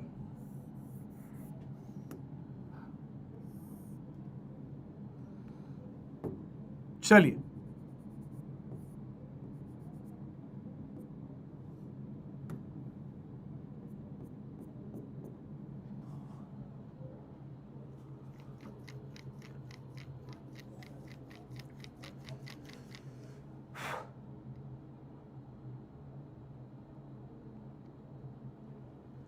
कई लोग बोल रहे हैं लेफ्ट, कई लोग बोल रहे हैं राइट, कई लोग बोल रहे हैं लेफ्ट, कई लोग बोल रहे हैं राइट, कई लोग बोल रहे हैं एग्जैक्टली एट C। चलिए, एक बात मुझे आप बताइएगा कि अगर let's say time of flight अगर कैपिटल T है, let's say this is time of flight,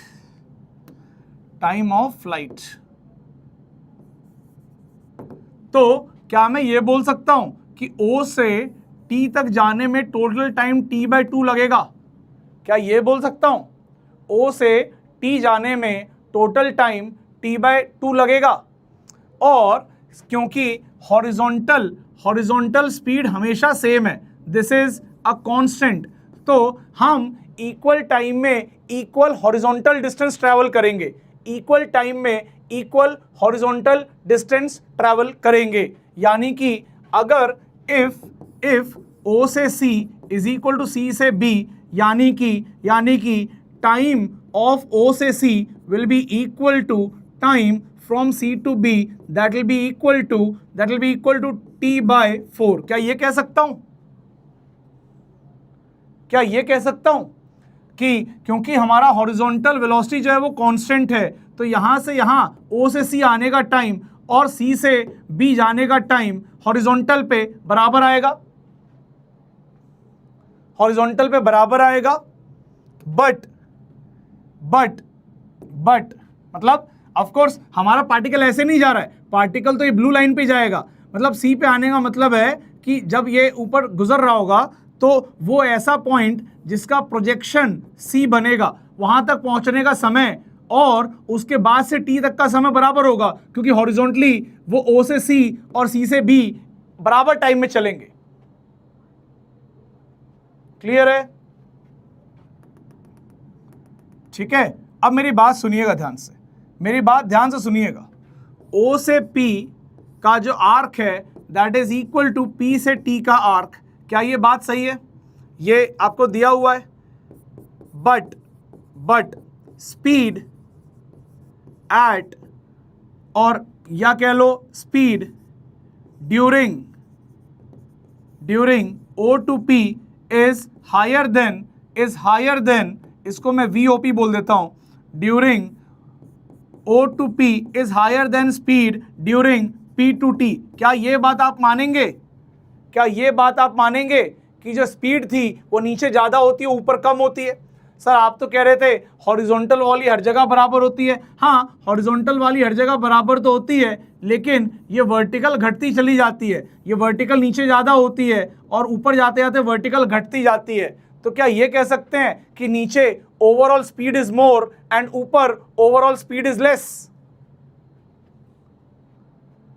अगर ये कह सकते हैं तो हम क्लियरली बोल सकते हैं कि time from O to P will be less than time from P to T। ये कह सकते हैं, and that means that time from O to C dash will be less than time from C dash to B। यानी कि अगर P का projection यहाँ पे C डैश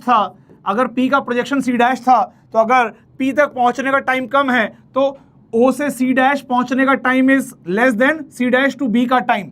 और इससे ये क्लियर होता है that C dash is left of C। क्यों लेफ्ट ऑफ C? क्योंकि O से C तक का टाइम और C से B तक का टाइम सेम होना चाहिए, they are equal horizontal distance.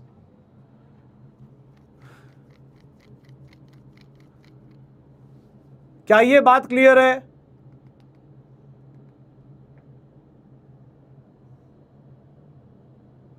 क्या ये बात क्लियर है?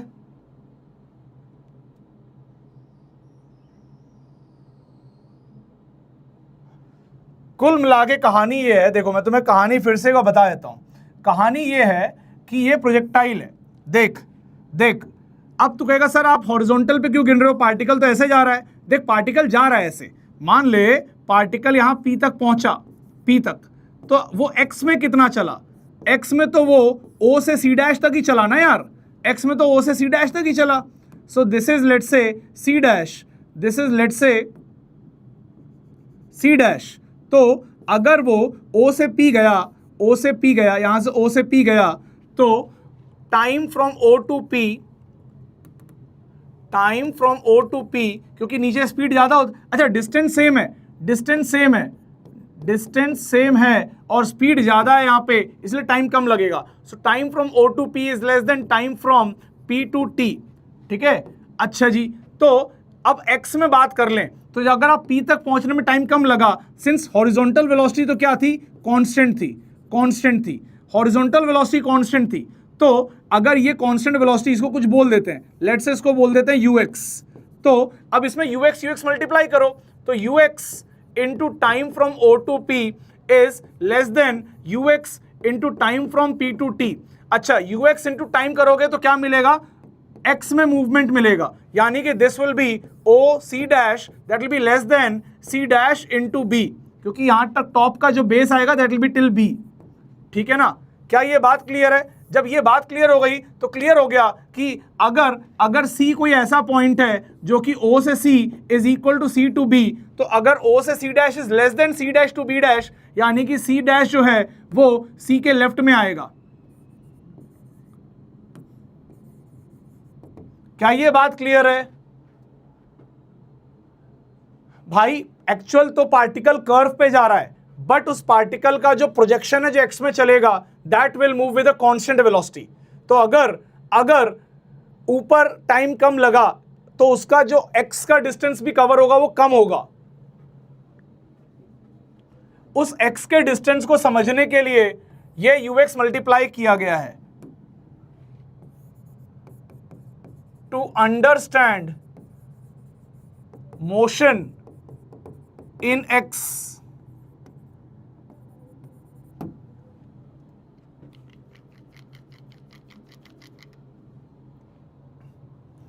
चलिए, अच्छा एक बात और, अगर मान लो ये प्रोजेक्टाइल है, मान लो ये O है, ये आपका यहां पे ये रहा T टॉप पॉइंट, ये रहा B bottom, and let's say this is C। Let's say there is a point Q, suppose there is a point Q। ये Q क्या है? ये Q वो पॉइंट है जिसका प्रोजेक्शन एग्जैक्टली C पे आता है। So Q is the point whose projection will come at C। ठीक है ना, एग्जैक्टली एट C। ये आपकी इनिशियल वेलोसिटी है, ये एंगल है, और ये दिया हुआ है OC is equal to CB। पिछले वाले क्वेश्चन का ही केस है, OC is equal to CB is given. ठीक है, गिवन, दिस इज गिवन। ठीक है, and point Q is the point जिसका प्रोजेक्शन C पे आता है। ठीक है, अब क्वेश्चन ये है, the question is OQ and QT। अब बताना है कि ये दोनों बराबर होंगे या फिर OQ will be greater than QT या फिर OQ will be less than QT। चलिए बताइए, tell me this, option 1, option 2, option 3। चलिए,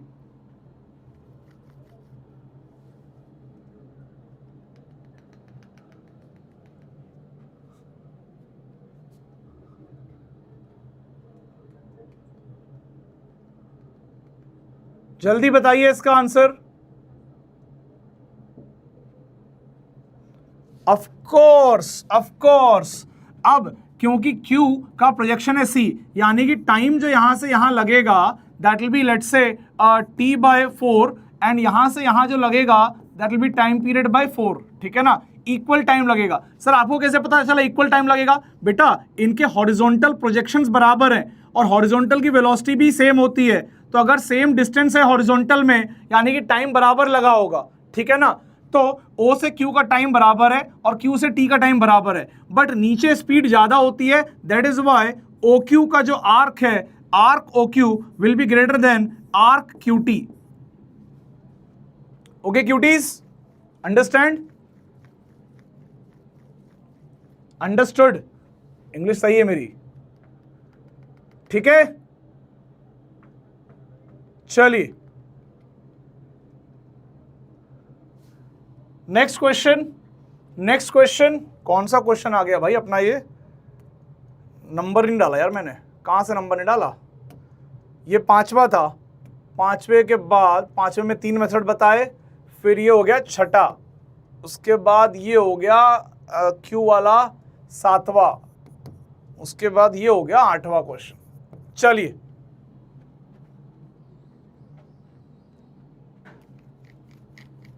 क्लियर भाई?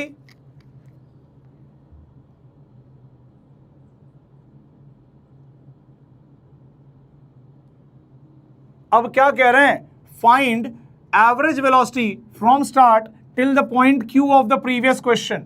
अभी जो पिछले क्वेश्चन में Q गया है ना, उस तक का एवरेज वेलोसिटी निकालना है। Find out average velocity, find out average velocity.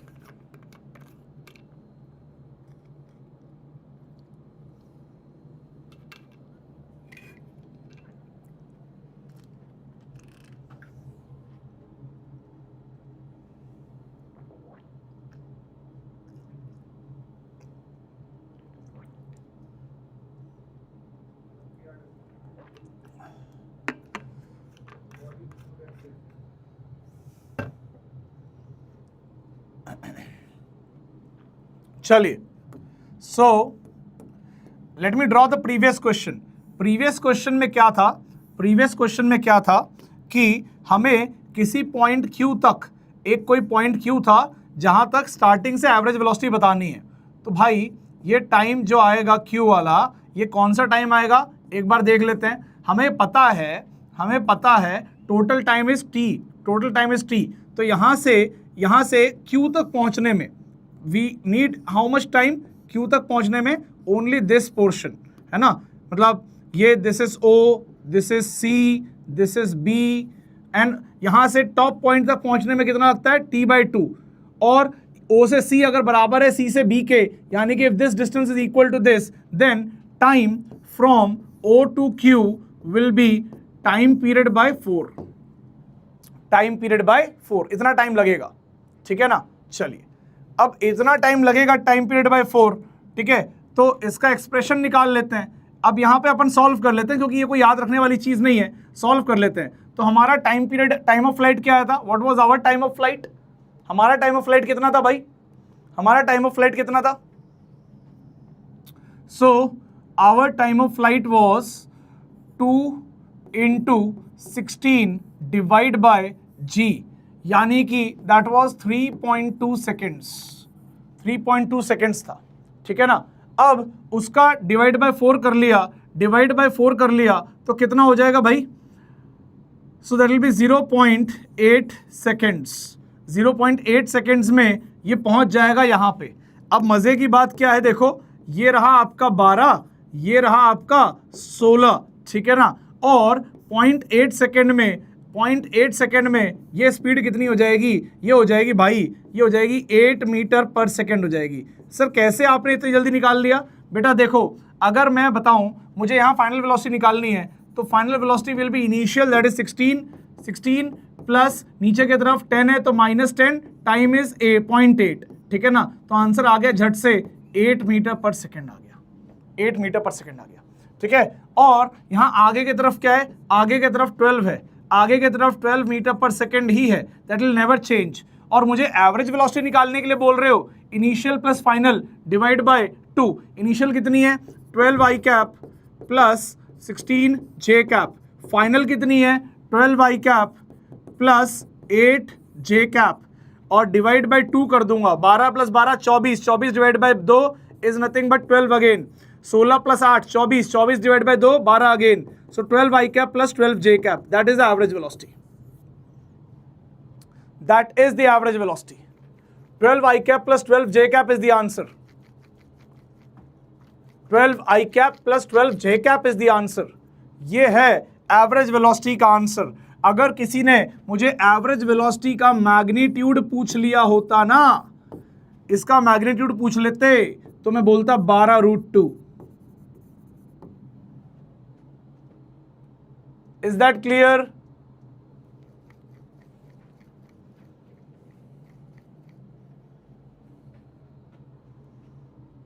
चलिए आगे। 16 कहां से आया भाई? ये हमारा क्वेश्चन था भाई। ओ ब्रो भूल गए क्या? ये 20 और ये 53 डिग्री, ये हमारा स्टार्टिंग क्वेश्चन है। 20 का साइन 53 करेगा, ऊपर 16 आएगा, आगे 12 आएगा। क्वेश्चन ही भूल गया क्या भाई? जो चीज जनरल डेरिवेशन के लायक थी उसका जनरल डेरिवेशन करा के आंसर निकाला है। जो चीज एक मात्र क्वेश्चन है उसको क्वेश्चन के रूप में सॉल्व किया सीधे वैल्यू डाल के। चलिए 9th question, question number 9th, question number 9th, find out average acceleration from start till the point P, till the point P।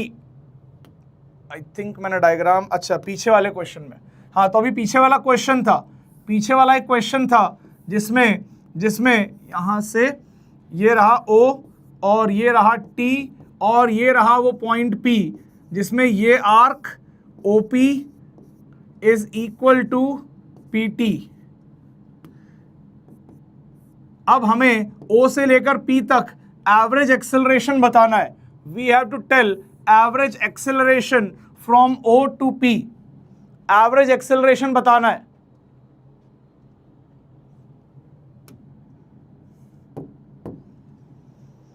बोलिए बोलिए। एक कह रहा है सर 3.2 सेकेंड कैसे आया बता दीजिए। अरे पगले भूल गया। ये हॉरिजॉन्टल वेलोसिटी 12 थी, अपवर्ड वेलोसिटी 16 थी, तो तुझे बताया था time of flight is 2 times of vertical velocity divide by acceleration in vertical direction. So 2 into 16 divide by 10 करेगा तो 32 डिवाइड बाय 10 हो जाएगा, that is 3.2 second. Time of flight आ गया।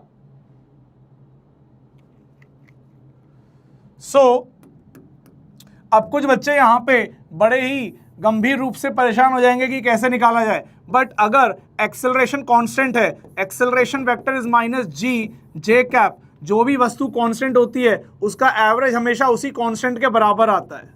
That is the answer. ये आंसर आ गया average acceleration का, because it is constant. चलिए ये कौन सा क्वेश्चन है? 10th question. भाई थोड़ा सा तेज कर लो भाई, थोड़ा सा तेज कर लो, वरना आज की क्लास में लग नहीं रहा कि मैं 15 सवाल भी पूरे कर पाऊंगा।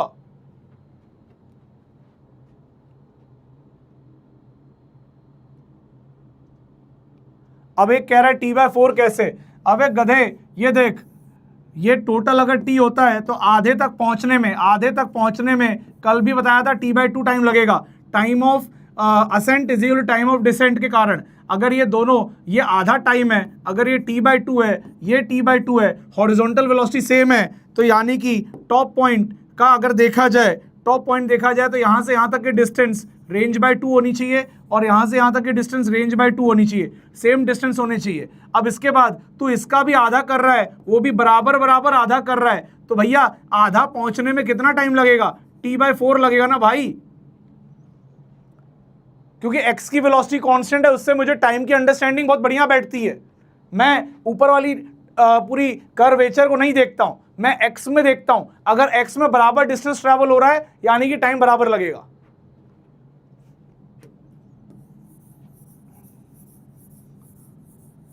क्योंकि x में वेलोसिटी कांस्टेंट है।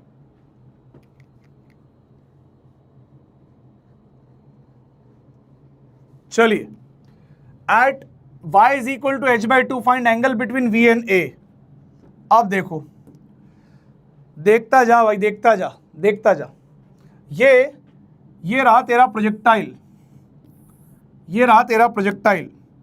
अब मैं कह रहा हूं ये लेट्स से टोटल हाइट जो थी दैट इज मैक्सिमम हाइट, है ना, h, और तुझे किसी h/2 पे वेलोसिटी और एक्सेलरेशन के बीच का एंगल निकालना है, angle between velocity and acceleration, that is what you want to find out. ठीक है ना। अब तुमने क्या किया, ध्यान से मेरी बात सुन लेना, ध्यान से मेरी बात सुन लेना यहां पे एकदम। ठीक है, अब देखो ये h, देखो एट h/2 बोला है। अब h/2 एक बार थोड़ी आएगा, h/2 तो 2 बार आएगा, एक बार यहां आएगा, एक बार यहां आएगा, ये भी h/2 ही है। ठीक है ना, यहां पे भी h/2 आएगा। तो जब हम इधर की बात करेंगे तो वेलोसिटी कहीं ऐसी रहेगी और एक्सेलरेशन कहीं ऐसा रहेगा, एक्सेलरेशन कहीं नीचे की ओर रहेगा। ठीक है, जी ही बोल देता हूं उसको। और बाद में लेटर वेलोसिटी कहीं ऐसी रहेगी और एक्सेलरेशन कहीं ऐसा रहेगा। ठीक है ना। So there are two possibilities, acceleration की जगह जी ही डाल देता हूं, ठीक है, या ए ही लिख देता हूं, रुको ए ही लिख देता हूं। So these are two possibilities, है ना, जो वहां हो सकती है, घट सकती है। ठीक है, सो दिस इज ए। चलिए अब देखिए, अब क्या होगा पहले, अब आपको किसी भी दो वेक्टर के बीच में एंगल निकालना है तो आपके दिमाग में आ रहा होगा यार डॉट प्रोडक्ट कर दें तो बढ़िया रहेगा। अब डॉट प्रोडक्ट करेंगे तो मुझे ये वाला वेलोसिटी वेक्टर चाहिए, I need this velocity vector, ये वेलोसिटी वेक्टर चाहिए मुझे।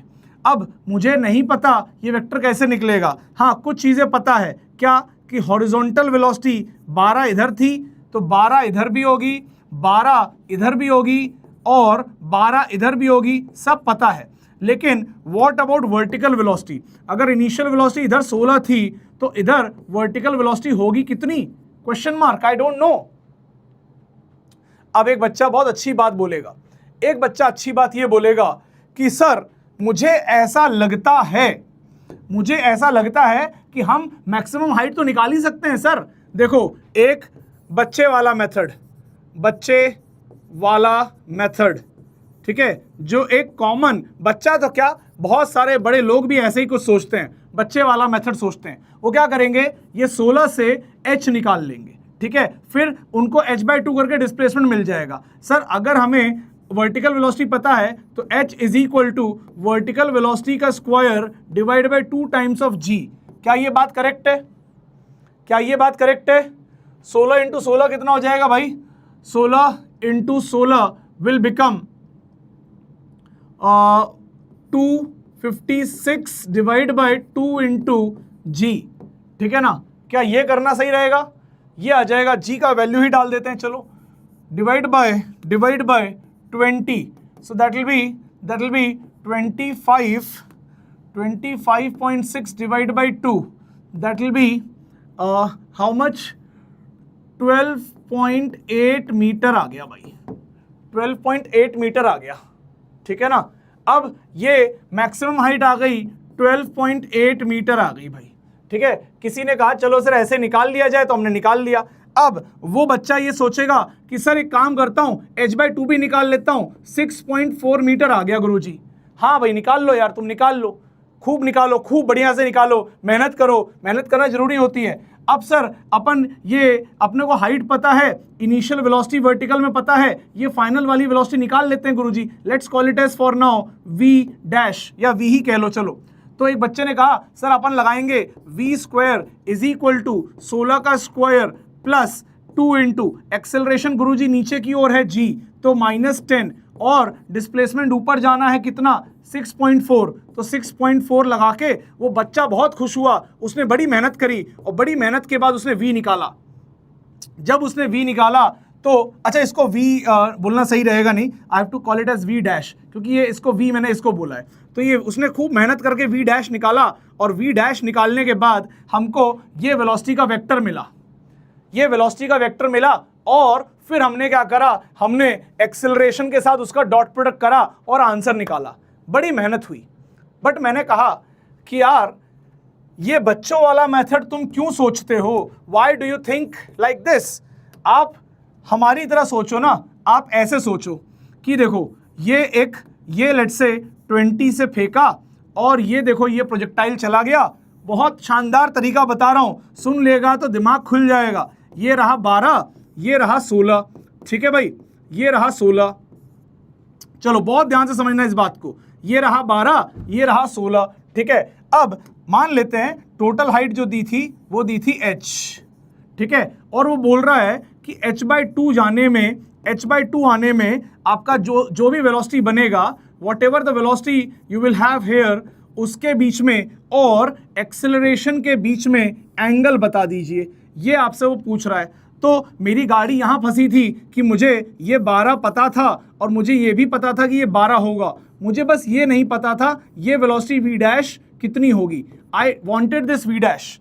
तो अब आप लोग क्या किए, आप लोग पूरा h निकाले, h/2 निकाले, सॉल्व किए, v डैश निकाले, बहुत मेहनत कर डाले। मैं पता है क्या करता, मैं एक सिंपल सी बात करता, बहुत सिंपल सी बात मैं यहाँ पे करता। क्या करता बता रहा हूँ, देखो क्या करता बता रहा हूँ।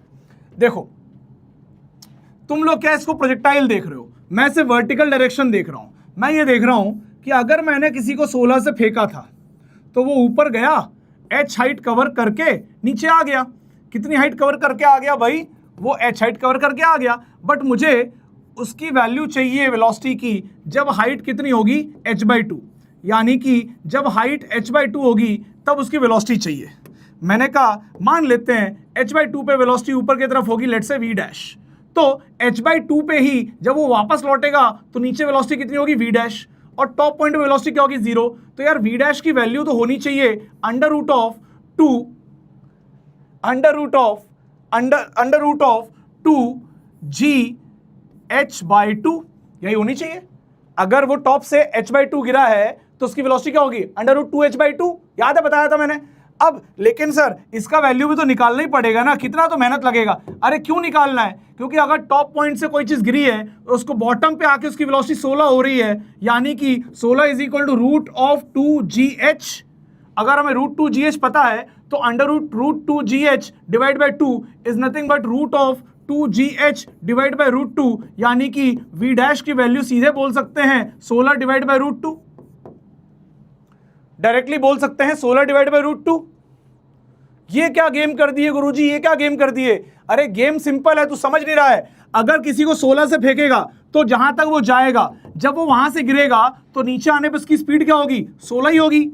यानी कि अगर टॉप से कोई गिरा, h हाइट गिरा तो स्पीड कितनी हो गई, 16, यानी कि √2gh 16 है।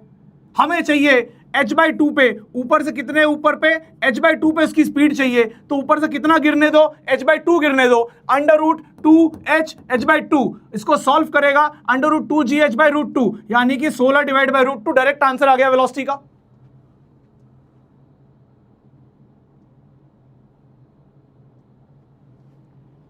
तो मैं क्या करूंगा, मैं एक झटके में देखूंगा, अच्छा 16 दिए, 16 पे h चढ़ते हैं, कोई बात नहीं, यानी कि h उतरने पे 16 वेलोसिटी हो जाएगी, √2gh 16 हो जाएगा। तो यहां से टॉप से h/2 उतरने पे कितनी वेलोसिटी हो जाएगी, तो v डैश √2gh/2। इसको ही अपन यूज करके सीधे 16/√2 बोल देंगे, that will be nothing but 4√2, 8√2, ठीक है। तो ये ऊपर वाली वेलोसिटी आ गई 8√2 ले, और एट द सेम लेवल जब ये वापस दोबारा होगा तो नीचे हो जाएगी वेलोसिटी 8√2, और आगे वाली क्या हो जाएगी तेरी, 12 हो जाएगी। So our velocity vector is equal to 12i cap plus minus 8√2j cap, our acceleration vector -10j cap. अब देखो आप, टू फाइंड आउट एंगल, अब इनके बीच में एंगल निकालने का क्या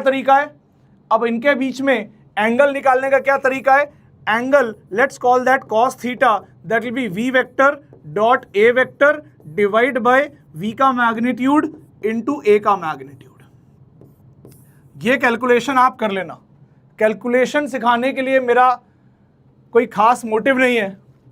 आई am not interested to teach you the calculation. यहाँ पे my intention was to tell you कि यार देखो कितनी बढ़िया टेक्निक है, ये 16 से ऊपर जा रहा है तो आप h/2 पे इसकी वेलोसिटी ऊपर की तरफ लिखना चाह रहे हो, तो आप जानते हो कि अगर ये h/2 है तो अगला हाइट भी h/2 है, तो अगर टॉप से ये गिरेगा h/2 तो उसकी वेलोसिटी होगी √2g h/2, यानी कि यहाँ पे नीचे की तरफ वेलोसिटी हो जाएगी √2g h/2, और अगर पूरा गिर गया तो वो हो जाएगी √2gh, और पूरा गिरने पे वही वेलोसिटी होती है जो स्टार्टिंग में ऊपर की तरफ होती है। So I know that 16 is equal to √2gh, तो √2g h/2 is what, √2gh bye √2, यानी कि 16 बाय √2, यानी कि 8 √2।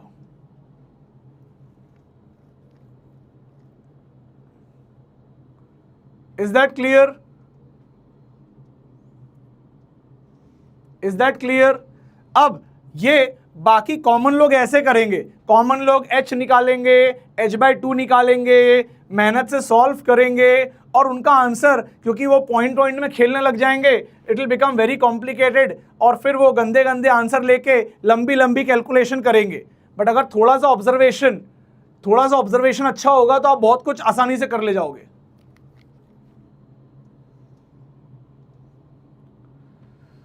चलो next, find the time elapsed between two instants in previous question। अब कह रहे हैं अभी जो पिछला क्वेश्चन गया इसमें 2 इंस्टेंट्स के बारे में बात कर रहे हैं, यानी कि h/2 पे वो 2 बार आएगा, ये फर्स्ट टाइम आएगा और ये सेकेंड टाइम आएगा। वो कह रहे हैं ये 1 से लेकर 2 तक कितना समय बीतेगा, what will be the time interval between 2 instants. 1 पे जब पार्टिकल पहुंचेगा तब से लेकर 2 पे पहुंचने तक का टाइम निकालना है। कैसे निकालेंगे? अब टाइम निकालना है, कैसे निकालेंगे? तो देखो, एक तुम्हें बताऊंगा नॉर्मल जिंदगी, और एक बताऊंगा मिनटों जिंदगी। ठीक है, एक बताऊंगा मिनटों जिंदगी। क्या करना है देखो, नॉर्मल जिंदगी वाले क्या करते हैं उनका दिखा रहा हूं। नॉर्मल जिंदगी वाले क्या करेंगे वो देखो, उसके बाद मिनटों जिंदगी दिखाऊंगा, तुम्हें मजा आ जाएगा। अब किसी ने बोला कि भैया एक काम करो, मतलब कई सारे तरीके। अब जिसने पहले, अब भाई देखो, जो पहले चीता था जिसको पहले ये ट्रिक समझ में आ रही थी, वो बाद में थोड़ी नॉर्मल की तरह बिहेव करेगा। नॉर्मल की तरह बिहेव कौन करेगा? एक नॉर्मल बच्चा जो इस मेथड से सॉल्व करेगा वो समझ जाएगा कि अच्छा मुझे h/2 पे जाना है और यहाँ पे पार्टिकल कितनी बार पहुँचेगा, कितने देर में पहुँचेगा वो निकालना है। तो वो क्या सोचेगा, वो यही सोचेगा कि अच्छा चलो, उसने थोड़ा स्मार्टली भी सोचा, प्रोजेक्टाइल से हटके 1D में आ गया, उसने 16 मीटर पर सेकेंड की स्पीड ली और ये ऊपर गया और ये नीचे आया, और वो ये फिगर आउट कर रहा है कि वो पार्टिकल h/2 पे कितने मतलब कब पहुंचेगा। लेट्स से वो पहले एक बार T1 पे पहुंचा, फिर वो T2 पे पहुंचा, ठीक है ना। तो वो फाइंड आउट करने की कोशिश कर रहा है what will B T2 minus T1। एक नॉर्मल आदमी ऐसे वर्क करता है, ठीक है ना, एक नॉर्मल आदमी ऐसे वर्क करता है, ठीक है। तो वो क्या करेगा, वो ये करेगा कि ये हाइट अपन निकाल ही चुके थे, this height was nothing but 6.4, I guess 6.4 निकाली थी अपन ने, 6.4। तो वो क्या करेगा, क्वाड्रेटिक इक्वेशन बनाएगा कि let's say displacement is plus 6.4, initial velocity in upward direction is 16 and into time and plus half minus 10 into t square. वो ऐसे सॉल्व करेगा, फिर इसकी क्वाड्रेटिक इक्वेशन बनेगी। I will just make it 6.4 is equal to 16t minus 5t square. वो इस quadratic को solve करेगा, इसके 2 रूट आएंगे t1 एंड t2, उन दोनों रूट्स को वो निकालेगा। इससे ये पता चलेगा कि पार्टिकल कितनी बार प्लस 6.4 पे था, यानी कि नीचे से कितनी बार वो ऊपर 6.4 मीटर पे कितनी बार गया। तो 2 रूट आए, यानी कि 2 बार गया, एक बार T1 पे गया, एक बार T2 पे गया। और हमें क्या करना है, हमें पता लगाना है कि कितनी देर ये यहां से यहां तक आने में लगाता है, यानी कि वो फर्स्ट इंस्टेंस होने के बाद सेकेंड इंस्टेंस तक होने तक कितना टाइम लगता है, हमें ये ऊपर वाला टाइम निकालना है। इसीलिए मैंने mod of T2 minus T1 कर दिया। इससे जो भी आंसर आएगा that will be the answer to our question. Question answer is what question is asking is the time elapsed, यानी कि कितना टाइम बीता between 2 instants। ठीक है, क्या बात समझ में आई? अब मिनटों जिंदगी देख, अब मिनटों जिंदगी देख। मैंने कहा तुम लोग करते होगे ऐसे बच्चों वाली हरकतें, मैं तो ये करता हूं कि अगर नीचे से 16 दिया था और ये ऊपर जाके लौटता और ऊपर जाके लौटता, अब मुझे पता है कि इसको h/2 पे इसकी हाइट कितनी निकाली थी हमने, h/2 पे इसकी हाइट निकाली थी 8√2। तो मैं भूल जाऊंगा कि नीचे से पार्टिकल आ रहा है, मैं तो यही मान लूंगा कि यहां से पार्टिकल को 8√2 से फेंका और वापस उसी लेवल पे आने में कितना टाइम लगेगा। I will apply 2 into 8√2 divide by g, that is answer is 16√2 divided by g, that is the answer। 1.6√2 is the answer।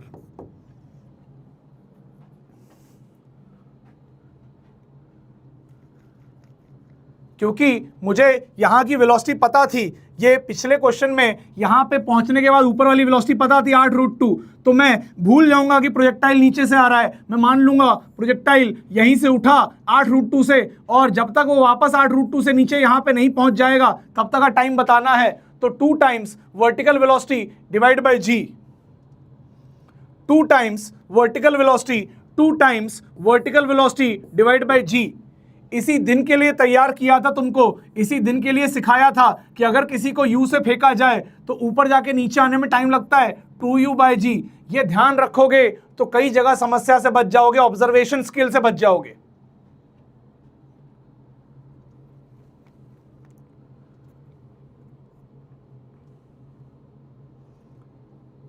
एक बार करके देखना, ये वाले मेथड करके देखना, they will be long and they will be irritating, they will be irritating। चलो कौन सा क्वेश्चन हो गया ये? so this was which question? 10th। so this is just 11th question। भाई मुझे लग नहीं रहा मैं 15 सवाल आज पूरे कर पाऊंगा। let us come to the 12th question guys, let us come to 12th question।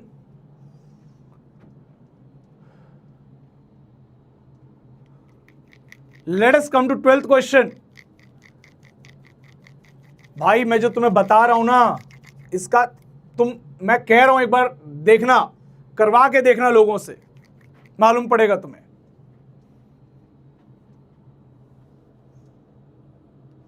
आज टाइम हो गया, कल 12th वाले क्वेश्चन से ही चालू करेंगे, कल 12th से ही चालू करेंगे। लेकिन यार आज जितना बताया उसको पूरा करके आना यार, क्लास निकलती जा रही है और तुम लोग स्टार्टिंग में बिल्कुल माहौल नहीं बनाते हो। मेरी पेस बहुत किल होती है, स्टार्टिंग से ही माहौल बना के रखो कि यस सर बताओ, बढ़िया चीज बताओ। अरे मैं तुम्हें अभी जो अगले 3 क्वेश्चन बताने वाला था ना, तुम्हारा फा नहीं पता नहीं क्या क्या आहा हो जाता है एकदम, समझ में आ रही बात? तो इसीलिए यार मूड में आया करो मेरी क्लास में, वरना मत आया करो, छोड़ दो मेरी क्लास, छोड़ दो भाई। मूड में आना है तो आओ, ठीक है यार। जल्दबाजी में हो नहीं पाएगा, जो मैं तुम्हें देना चाह रहा हूं ना उसके लिए तुम्हें फील में आना पड़ेगा, वो जल्दबाजी वाली चीज है ही नहीं। और मुझे ये यकीन ही नहीं आता कि यार तुम लोग सुन भी रहे हो, समझ भी रहे हो, कि वरना ये जितना मैंने आज कराया ये मेरे लिए आधे घंटे का काम था, मैं आधे घंटे में करके निकल जाता इस चीज को। बट उसको धीरे धीरे इनिशियल वेलोसिटी वेक्टर दिखा रहा हूं, टाइम दिखा रहा हूं, चीजें दिखा रहा हूं, तो देखने में समय लगता है।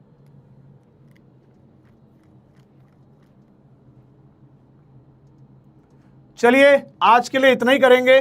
फिर एक डीपीपी है, अब वो आज कंप्लीट हुआ नहीं काम, तो अब वो डीपीपी आज चाहो तो ट्राई कर लेना, you can try 1 DPP, but इसको हम we will solve it tomorrow. इसका सोल्यूशन आएगा कल, क्योंकि आज शायद ये पूरी ना हो पाए, सो या हो भी जाएगी, आई एम नॉट श्योर आपको कितना अभी तक अंडरस्टैंडिंग बैठ गई है। So you try the DPP, solution you will get it tomorrow. ठीक है, दैट्स ऑल भाई, पढ़ाई वढ़ाई करते रहो, मिलते हैं फिर जल्दी से। Okay, bye bye, take care.